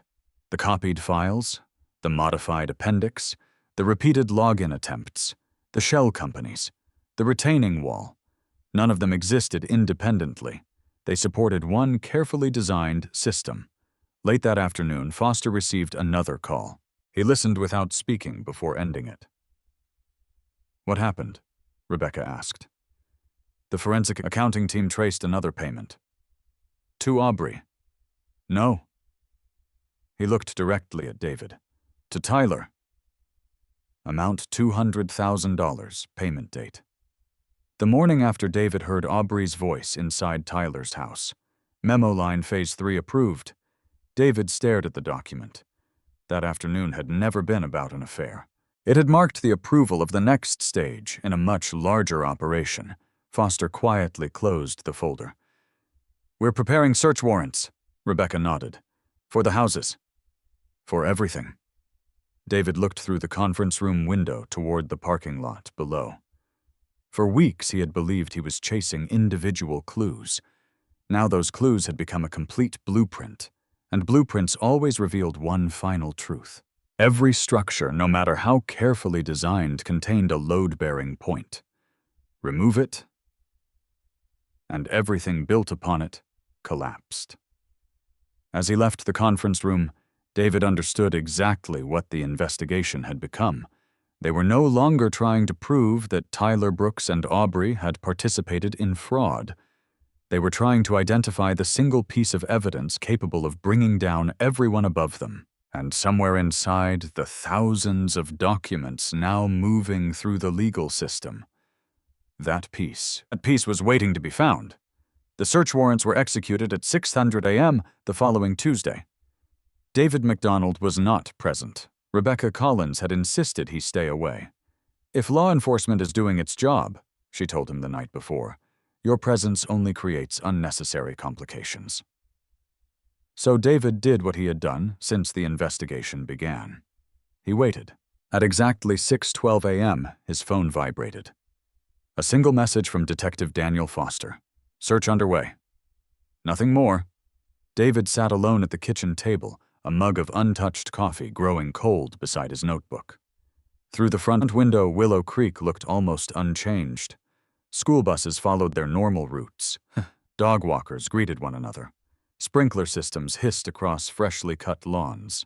Only the unmarked police vehicles parked discreetly throughout the subdivision hinted that something extraordinary was unfolding.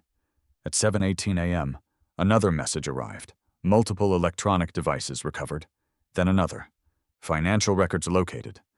David wrote each update in his notebook without adding commentary. By mid-morning, Rebecca called. "You should come downtown." "Now?" "Yes." Her tone remained calm, but there was something different beneath it. Confidence. 45 minutes later, David entered the Financial Crimes Division conference room. The atmosphere had changed completely. Evidence boxes lined one wall. Laptops sat connected to forensic imaging stations. Large whiteboards displayed timelines, company names, and property maps, linked together with colored markers.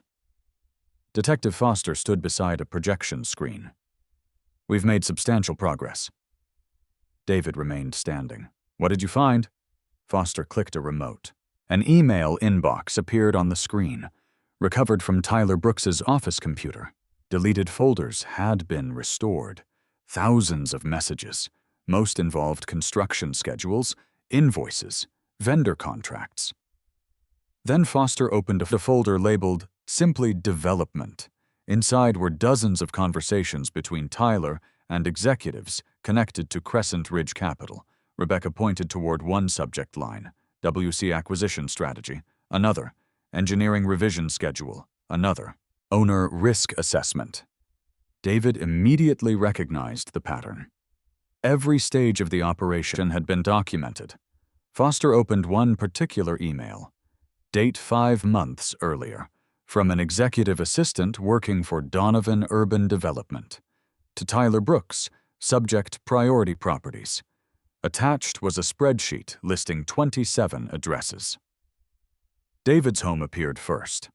A color-coded column labeled Risk assigned every homeowner a score. Retired couples received low numbers. Rental properties received even lower ones. David's property carried the highest rating. Reason owner possesses technical expertise capable of identifying survey inconsistencies.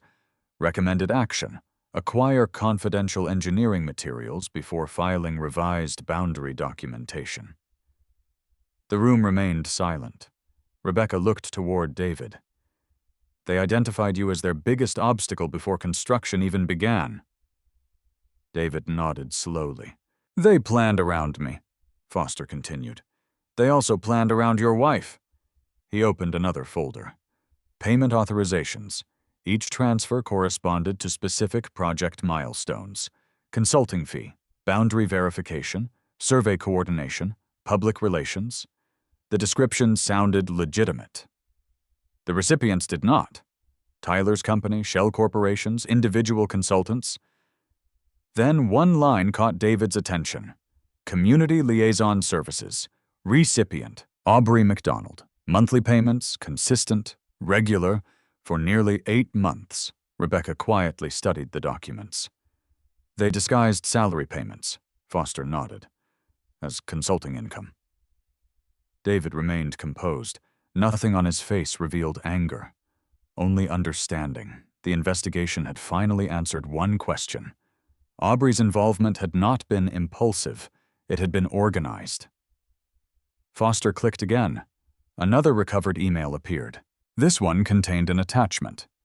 Engineering Appendix C. David immediately recognized it. The altered technical drawing discovered weeks earlier. Beside it sat the original version. The differences looked insignificant to an untrained eye. To David, they changed everything. Foundation loads, drainage calculations, retaining wall placement. Each revision subtly supported the fraudulent property boundary. Rebecca spoke quietly. If this had entered official review, it would have validated the false survey. David finished the sentence himself. Foster nodded. And future inspections would rely on it. One altered drawing, one changed survey, one approved retaining wall. Together they formed the legal foundation for claiming additional land. David understood why someone had risked entering his home office. His professional reputation gave those documents credibility. Without his work, the fraud became much harder to defend. At noon, another investigator entered carrying a sealed evidence bag. Recovered from Tyler's garage. Inside lay several external hard drives. Eric Sanderson, already working with the digital forensics team, immediately connected one to a secure workstation. Minutes passed. Then folders appeared. Photographs, scanned permits, county correspondence, construction schedules. Finally, a folder named Archive. Eric opened it. The room became silent. Hidden inside were hundreds of scanned documents bearing electronic signatures, property owners, surveyors, county inspectors. Rebecca stepped closer. Those signatures, Eric enlarged one image. Digitally copied. David recognized one immediately. Charles Denton, the surveyor whose certification had appeared on the altered boundary records. Another signature belonged to a retired county engineer, another to a building inspector who had died nearly 3 years earlier. Foster folded his arms. This wasn't simple fraud. Rebecca answered. No. It was industrial-scale document forgery. The implications spread across the room. Every approved project, every altered boundary, every acquisition connected to those signatures now became questionable. A young forensic analyst approached Foster carrying another tablet. We recovered deleted text messages. Anything important? You should see this. The analyst handed him the screen. A conversation between Tyler and an unidentified contact. Most messages discussed schedules, deadlines, payments. Then one message stopped everyone. Subject stable, still gathering documents. Wife says he suspects affair instead of project. No one spoke. Another message followed 2 hours later. Good. Keep him focused there. David read the exchange twice. The affair had never been the objective. It had been camouflage, a distraction carefully designed to keep him looking in the wrong direction, while the real operation continued around him. Rebecca looked toward David. They wanted your emotions. So I wouldn't examine the paperwork. Exactly. Foster quietly saved the messages into evidence. Those 2 texts explain almost everything. David stood near the conference room window, looking down at the city streets below. For weeks he had believed patience was protecting him. Now he understood something even more important. Patience had also frustrated the people trying to manipulate him. Every day he refused to react emotionally had forced them to take greater risks. More meetings, more payments, more emails, more mistakes.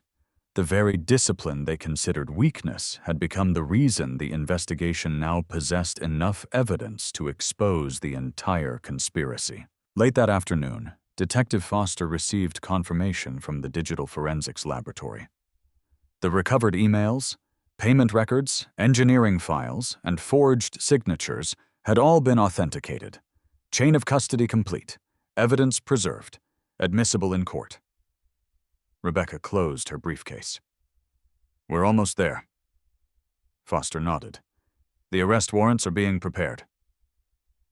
David finally asked the question that had remained unspoken all day. What about Aubree? Foster answered carefully. She requested another interview. Voluntarily. Yes. Rebecca looked surprised. Why now? Foster held up a final document recovered from Tyler's computer. An internal memorandum. Project status Phase 3 compromised. Replace participating consultants as necessary. David understood immediately. Whoever directed the operation had begun abandoning the people beneath them. Tyler, Aubree, anyone who could become a witness. For the first time since David had heard Aubree's voice inside Tyler's house, the balance of power had shifted completely. The conspiracy was no longer working together. It was beginning to fracture from within. And fractured organizations rarely survived long, once every member started wondering who would be sacrificed first. The trial began on a cool Monday morning in early October. By then, the investigation had expanded far beyond Willow Creek. Federal investigators had joined the case. State prosecutors occupied one side of the courtroom. Civil attorneys representing several affected homeowners filled the gallery behind them. What had started as a quiet dispute between neighbors had become one of the largest real estate fraud cases DuPage County had seen in years. David McDonald arrived 20 minutes early. He wore a charcoal suit, a light blue shirt, and the same plain silver watch he had worn throughout the investigation. Nothing about his appearance suggested he had become the central witness in a case involving forged engineering reports, shell corporations, and hundreds of millions of dollars in planned redevelopment. He preferred it that way. Rebecca Collins reviewed one final binder before looking at him. Ready? David closed his notebook. I've been ready since the first survey. Rebecca smiled. Good answer. Judge Eleanor Watkins entered the courtroom precisely at 9 o'clock. Everyone stood. The room settled into complete silence. The prosecution spent the morning establishing the structure of the conspiracy. Financial analysts explained how money flowed through shell companies before reaching consultants, contractors, and intermediaries. Corporate registration specialists demonstrated how ownership had been intentionally hidden behind multiple layers of limited liability companies. County officials testified about irregular permit approvals. Digital forensic experts authenticated the recovered emails. Every witness added another piece. Every exhibit strengthened the timeline. By early afternoon, Rebecca called David to the stand. He took the oath calmly. No hesitation. No visible emotion. Only quiet attention. Rebecca approached the witness stand. Please state your name and occupation. My name is David McDonald. I'm a senior forensic structural engineer specializing in structural failure investigations and forensic analysis. How long have you worked in forensic engineering? Nearly 18 years. What does your work generally involve?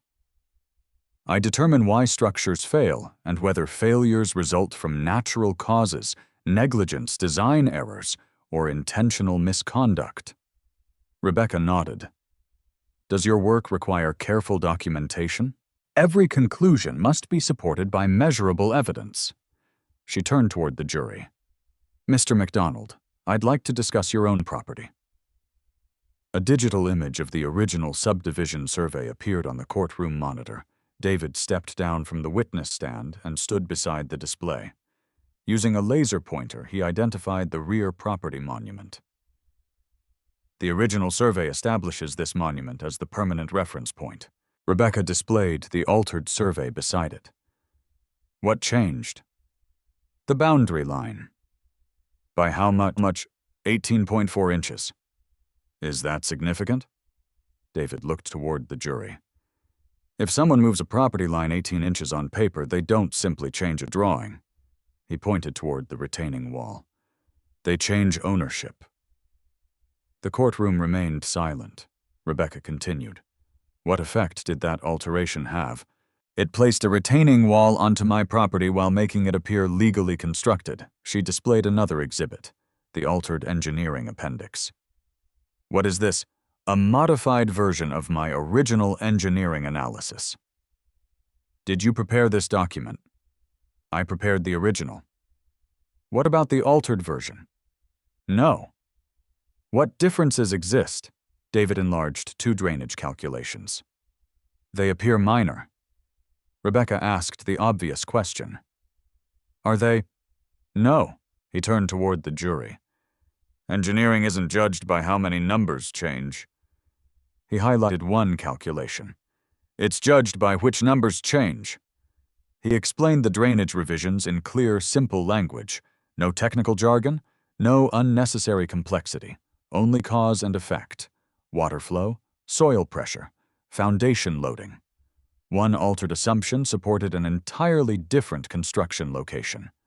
Jurors leaned forward. Even those without engineering backgrounds could follow the explanation. Rebecca handed David another exhibit. The login records recovered from your home office. Do you recognize them?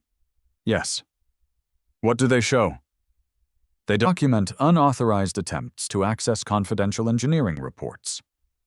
Were those reports eventually found? Copies were recovered from Tyler Brooks's office. Rebecca nodded. No further questions. The prosecutor rose for cross-examination. He represented Michael Donovan's defense team. Mr. McDonald, engineering is often a matter of professional judgment, isn't it? It can be. So another engineer might reasonably disagree with your conclusions, David answered immediately. They could, the attorney smiled. So your opinion isn't necessarily correct. David remained composed. My opinion isn't the evidence. The attorney paused. What do you mean? David pointed toward the monitor. The survey monument exists. He pointed toward the retaining wall. The wall exists. He pointed toward the login records. The access logs exist. Then toward the recovered emails. The emails exist. He folded his hands. My opinion explains them. The evidence remains whether I'm here or not. Several jurors exchanged glances. The attorney changed direction. You never actually witnessed anyone forging a survey? No. You never personally saw anyone alter engineering reports? No. You never observed Michael Donovan instruct anyone to commit fraud? No. The attorney looked satisfied. So everything you've told this court is based on inference? David shook his head. No. He waited a moment before continuing. It's based on sequence. The attorney frowned. David spoke clearly. I investigate structural failures. When a bridge collapses, I rarely watch it happen. I reconstruct events from physical evidence. The same methodology applies here. He looked toward the exhibits. Independent documents. Independent witnesses. Independent financial records. Independent digital evidence. They all describe the same sequence. He paused. If separate sources consistently lead to one conclusion, ignoring that conclusion isn't objectivity. It's denial. The courtroom fell silent. The attorney returned to his table without another question. Rebecca thanked David before he stepped down from the witness stand. Later that afternoon, Detective Daniel Foster testified. He walked the jury through the financial investigation, every shell company, every property acquisition, every concealed payment. Then prosecutors introduced the recovered text messages.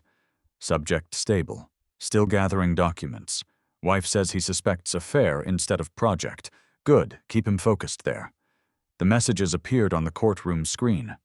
No explanation was necessary. The jurors read them for themselves. David watched quietly from the gallery. For the first time since this ordeal began, he saw several members of the jury glance toward Aubree. She lowered her eyes. No one spoke to her. No one needed to. By the time court recessed for the day, the narrative carefully built by the defense had begun to unravel. This was no longer a case about a troubled marriage. It was no longer a disagreement between neighbors. It had become exactly what David had recognized weeks earlier, A deliberate, organized effort to manipulate engineering evidence, property records, and legal procedures for financial gain. As the courtroom emptied, Rebecca gathered her files. Today mattered. David looked toward the jury box. They've only heard part of it. Rebecca nodded. And tomorrow they'll hear the rest. Outside, the autumn wind scattered fallen leaves across the courthouse steps. Reporters waited behind barricades. Camera lights flickered on as attorneys exited the building. David ignored every microphone extended toward him. The facts had spent weeks speaking for him. He saw no reason to interrupt them now. The verdict arrived 9 days later. Rain tapped softly against the courthouse windows as the jury filed back into the courtroom. No one spoke above a whisper. Reporters filled every available seat behind the public rail. Attorneys organized their files one final time. David McDonald sat beside Rebecca Collins, exactly as he had every morning since the trial began. His posture remained unchanged. Hands folded, notebook closed, eyes forward. Across the aisle, Tyler Brooks stared at the defense table. His expensive tailored suit could not conceal the exhaustion in his face. Weeks of testimony, financial records, recovered emails, and forensic evidence had stripped away the confidence that once defined him. Aubree sat several seats away. She never looked toward David. Judge Eleanor Watkins entered. The courtroom stood. After everyone sat again, the clerk handed the verdict form to the judge. She read silently before looking toward the jury. Has the jury reached a unanimous verdict? The foreperson stood. We have. The clerk accepted the signed document. Every movement inside the courtroom seemed unusually slow. David noticed none of the reporters lifting their cameras. They understood the moment deserved silence first. The clerk began reading. On the civil fraud claims, liable. On conspiracy to commit fraud, liable. On fraudulent property conveyance, liable. On intentional document falsification, liable. Each finding landed with quiet certainty. There was no dramatic reaction, no shouting, no celebration. Only the steady sound of the clerk continuing through page after page of findings. When the civil verdict concluded, Judge Watkins thanked the jury for their service before addressing the parties. The evidence presented established a coordinated effort to manipulate property records, engineering documentation, and financial transactions for unlawful gain. She paused briefly. The court further finds that the actions described were neither isolated nor accidental. David remained still. The judge continued. Compensatory damages shall be awarded to the affected property owners in amounts determined during the damages phase. Rebecca quietly placed one hand on David's arm. Not as celebration, as acknowledgement. The first part was over. Outside the courtroom, federal prosecutors announced separate criminal proceedings based upon the evidence uncovered during the civil case. Search warrants had produced additional financial records, international wire transfers, tax violations, false corporate disclosures. The investigation had expanded beyond Illinois. Detective Daniel Foster joined David and Rebecca in a private conference room shortly after lunch. He placed another folder onto the table. Arrest warrants were executed this morning. Rebecca opened the folder. Michael Donovan. Foster nodded. Taken into custody shortly after 6. What about the others? Several corporate officers surrendered voluntarily. He looked toward David. Your documentation accelerated everything. David answered quietly. The documents already existed. You preserved them. Foster smiled. Most people would have confronted their neighbor. David remembered the afternoon standing on Tyler's porch. The shirtless man, Aubree's laughter upstairs, the package growing heavier in his hand. Had he forced his way inside that day? Had he shouted? Had he struck Tyler? Everything that followed might have disappeared beneath a single criminal charge against himself. Evidence would have become secondary. Emotion would have become the story. Instead, facts had remained the center of every courtroom discussion. Rebecca closed the folder. The system isn't perfect. No, Foster agreed. But it works much better when people give it evidence instead of chaos. By late afternoon, David returned to Willow Creek for the first time since the verdict. News vehicles had disappeared. The subdivision looked almost identical to the way it had before everything began. Children rode bicycles, neighbors trimmed hedges, mail carriers followed familiar routes. Life continued. Karen Mitchell stood outside the clubhouse arranging flower planters. She noticed David immediately. For several seconds, she simply watched him approach. Then she walked across the sidewalk. "I owe you an apology." David stopped. "For what?" "I thought you were overreacting." She looked toward Tyler's empty house. "I believed what people were saying." David smiled politely. "A lot of people did. I should have asked questions instead." "There wasn't much you could have known." Karen hesitated. "The homeowners association voted this afternoon." David waited. "We're commissioning independent engineering reviews for every retaining wall and property survey approved during the past 5 years." He nodded. "That's a good decision." "And," she smiled awkwardly, "the board also voted unanimously to reimburse you for every HOA fine issued during the investigation." David almost laughed. "I forgot those existed." Karen did not. "I didn't." She extended her hand. "Thank you for not giving up." David shook it gently before continuing home. The house felt unusually quiet. Several rooms already contained moving boxes. Aubree had accepted a negotiated plea agreement 2 days earlier. Part of that agreement required full financial disclosure cooperation with investigators and restitution. She had moved into temporary housing while awaiting sentencing. The silence inside the home carried no anger, only absence. David walked into his office. The steel filing cabinet remained exactly where it had always stood. His notebook rested on the desk. He opened the final page devoted to the investigation. Verdict returned. Civil liability established.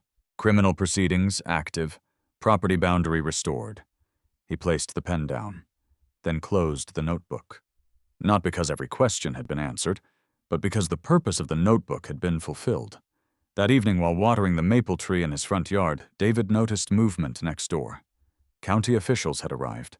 Workers placed legal notices against Tyler's property. Asset seizure. Pending forfeiture. The once immaculate house now looked strangely abandoned. Luxury vehicles were gone. Outdoor furniture had disappeared. Curtains remained closed. The confidence that had filled the property only weeks earlier had vanished completely. David watched for a moment before turning back toward his own lawn. His grass still needed cutting. The sprinkler head near the driveway still leaned slightly to one side. Ordinary responsibilities waited patiently, just as they always had. He preferred that. Justice had never been about watching other people lose. It had been about recovering what should never have been taken. As the sun disappeared below the trees, David locked the garage and stepped onto the porch. Across the quiet neighborhood, porch lights gradually illuminated one by one. The subdivision looked peaceful again, not because evil had disappeared, but because truth had finally become stronger than deception.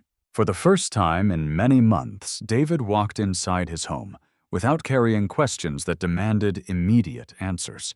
Tomorrow would bring another ordinary morning. And after everything that had happened, ordinary felt like the greatest victory of all. Winter arrived quietly in Naperville. The first snowfall covered Willow Creek with a layer of white that softened every rooftop, every fence, and every memory attached to the neighborhood.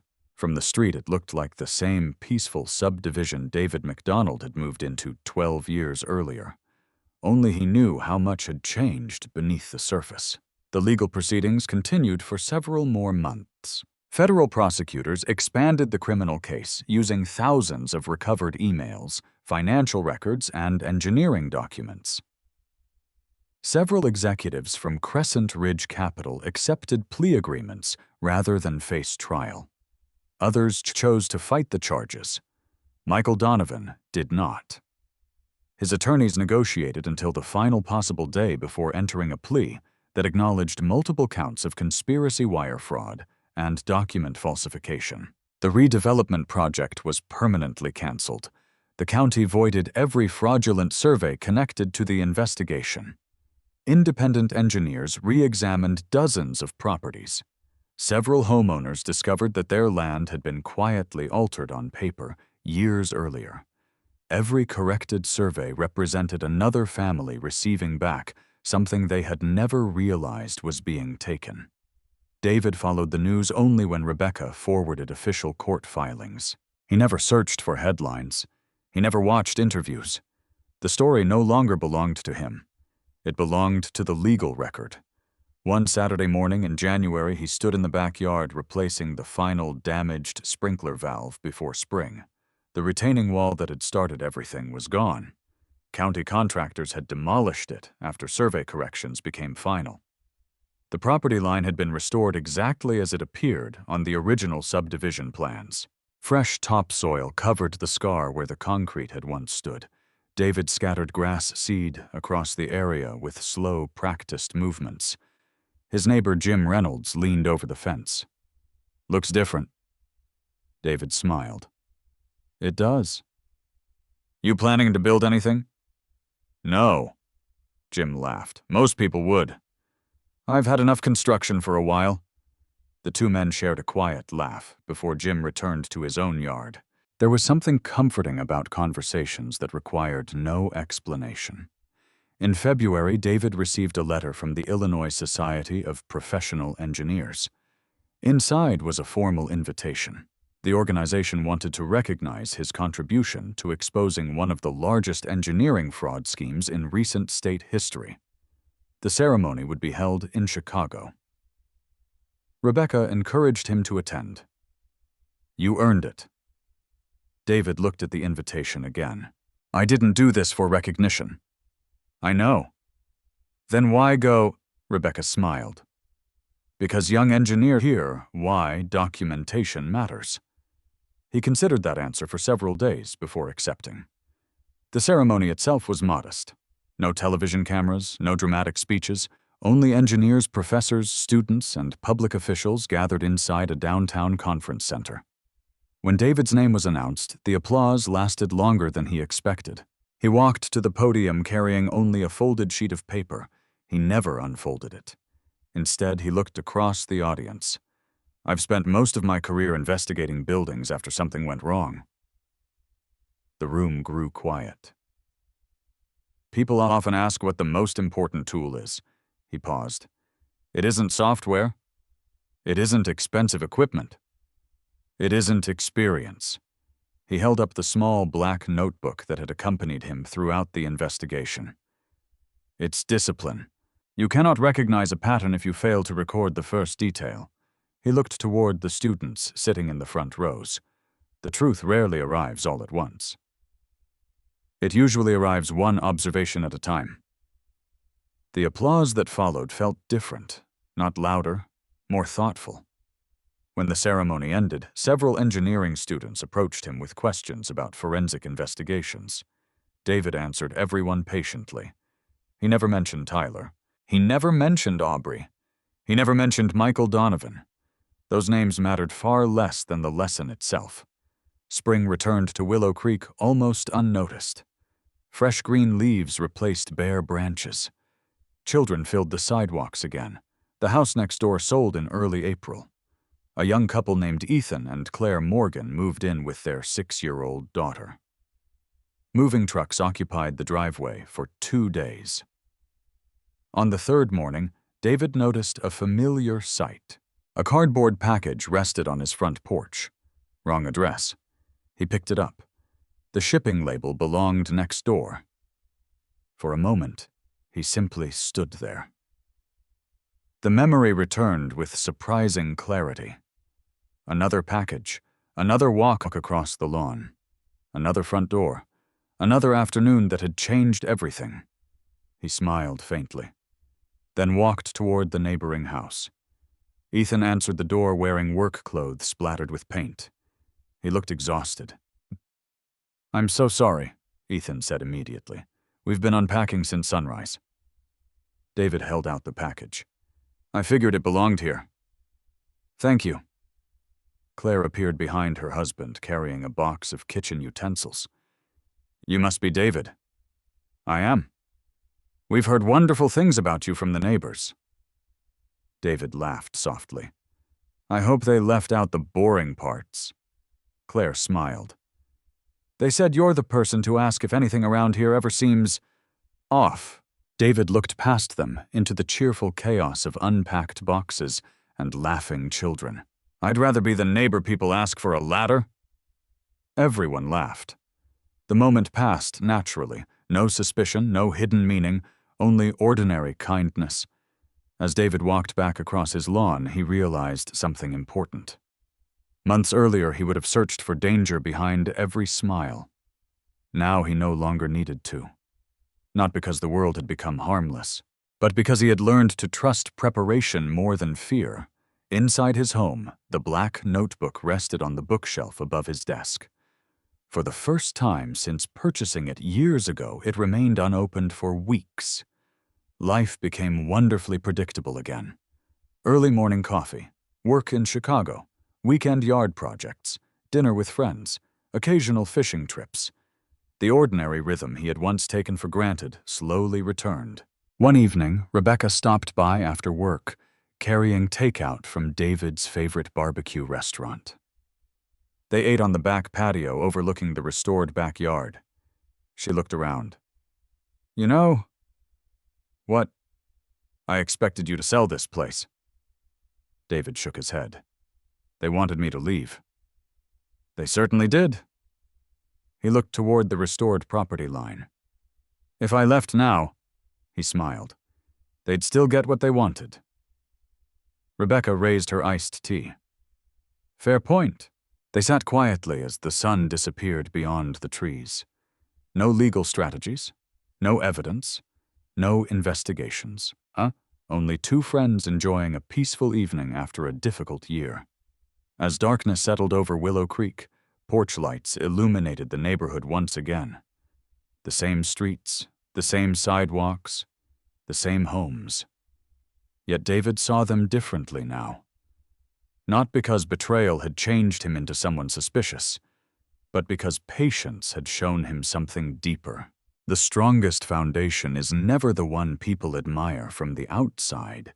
It is the one carefully built beneath the surface where integrity, discipline, and truth quietly carry every load no one else can see. And like every well-built structure David had ever inspected, those foundations would still be standing long after appearances had faded away. Some betrayals feel so personal that the first instinct is to react immediately. Anger promises relief, and confrontation feels like strength. But this story reminds us that lasting justice rarely comes from the loudest response. It comes from patience, careful thinking, and the courage to let facts speak before emotions do. David never won because he was stronger than everyone around him. He won because he refused to let someone else decide how he would respond.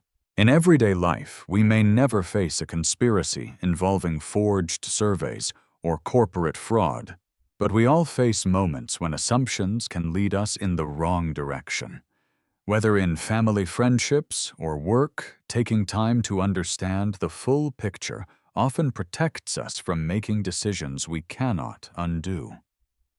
Quiet strength is not weakness. It is the discipline to stay focused on the truth, even when emotions demand immediate action. If you were in David's position, what would you have done the moment you heard your wife's voice inside the neighbor's house? Would you have confronted them immediately, or would you have waited until you had undeniable proof? Share your thoughts and experiences in the comments. I would genuinely love to read them. And if you enjoyed this story, don't forget to subscribe. Tomorrow's story follows another ordinary person whose calm decisions reveal an extraordinary truth when everyone else has already reached the wrong conclusion.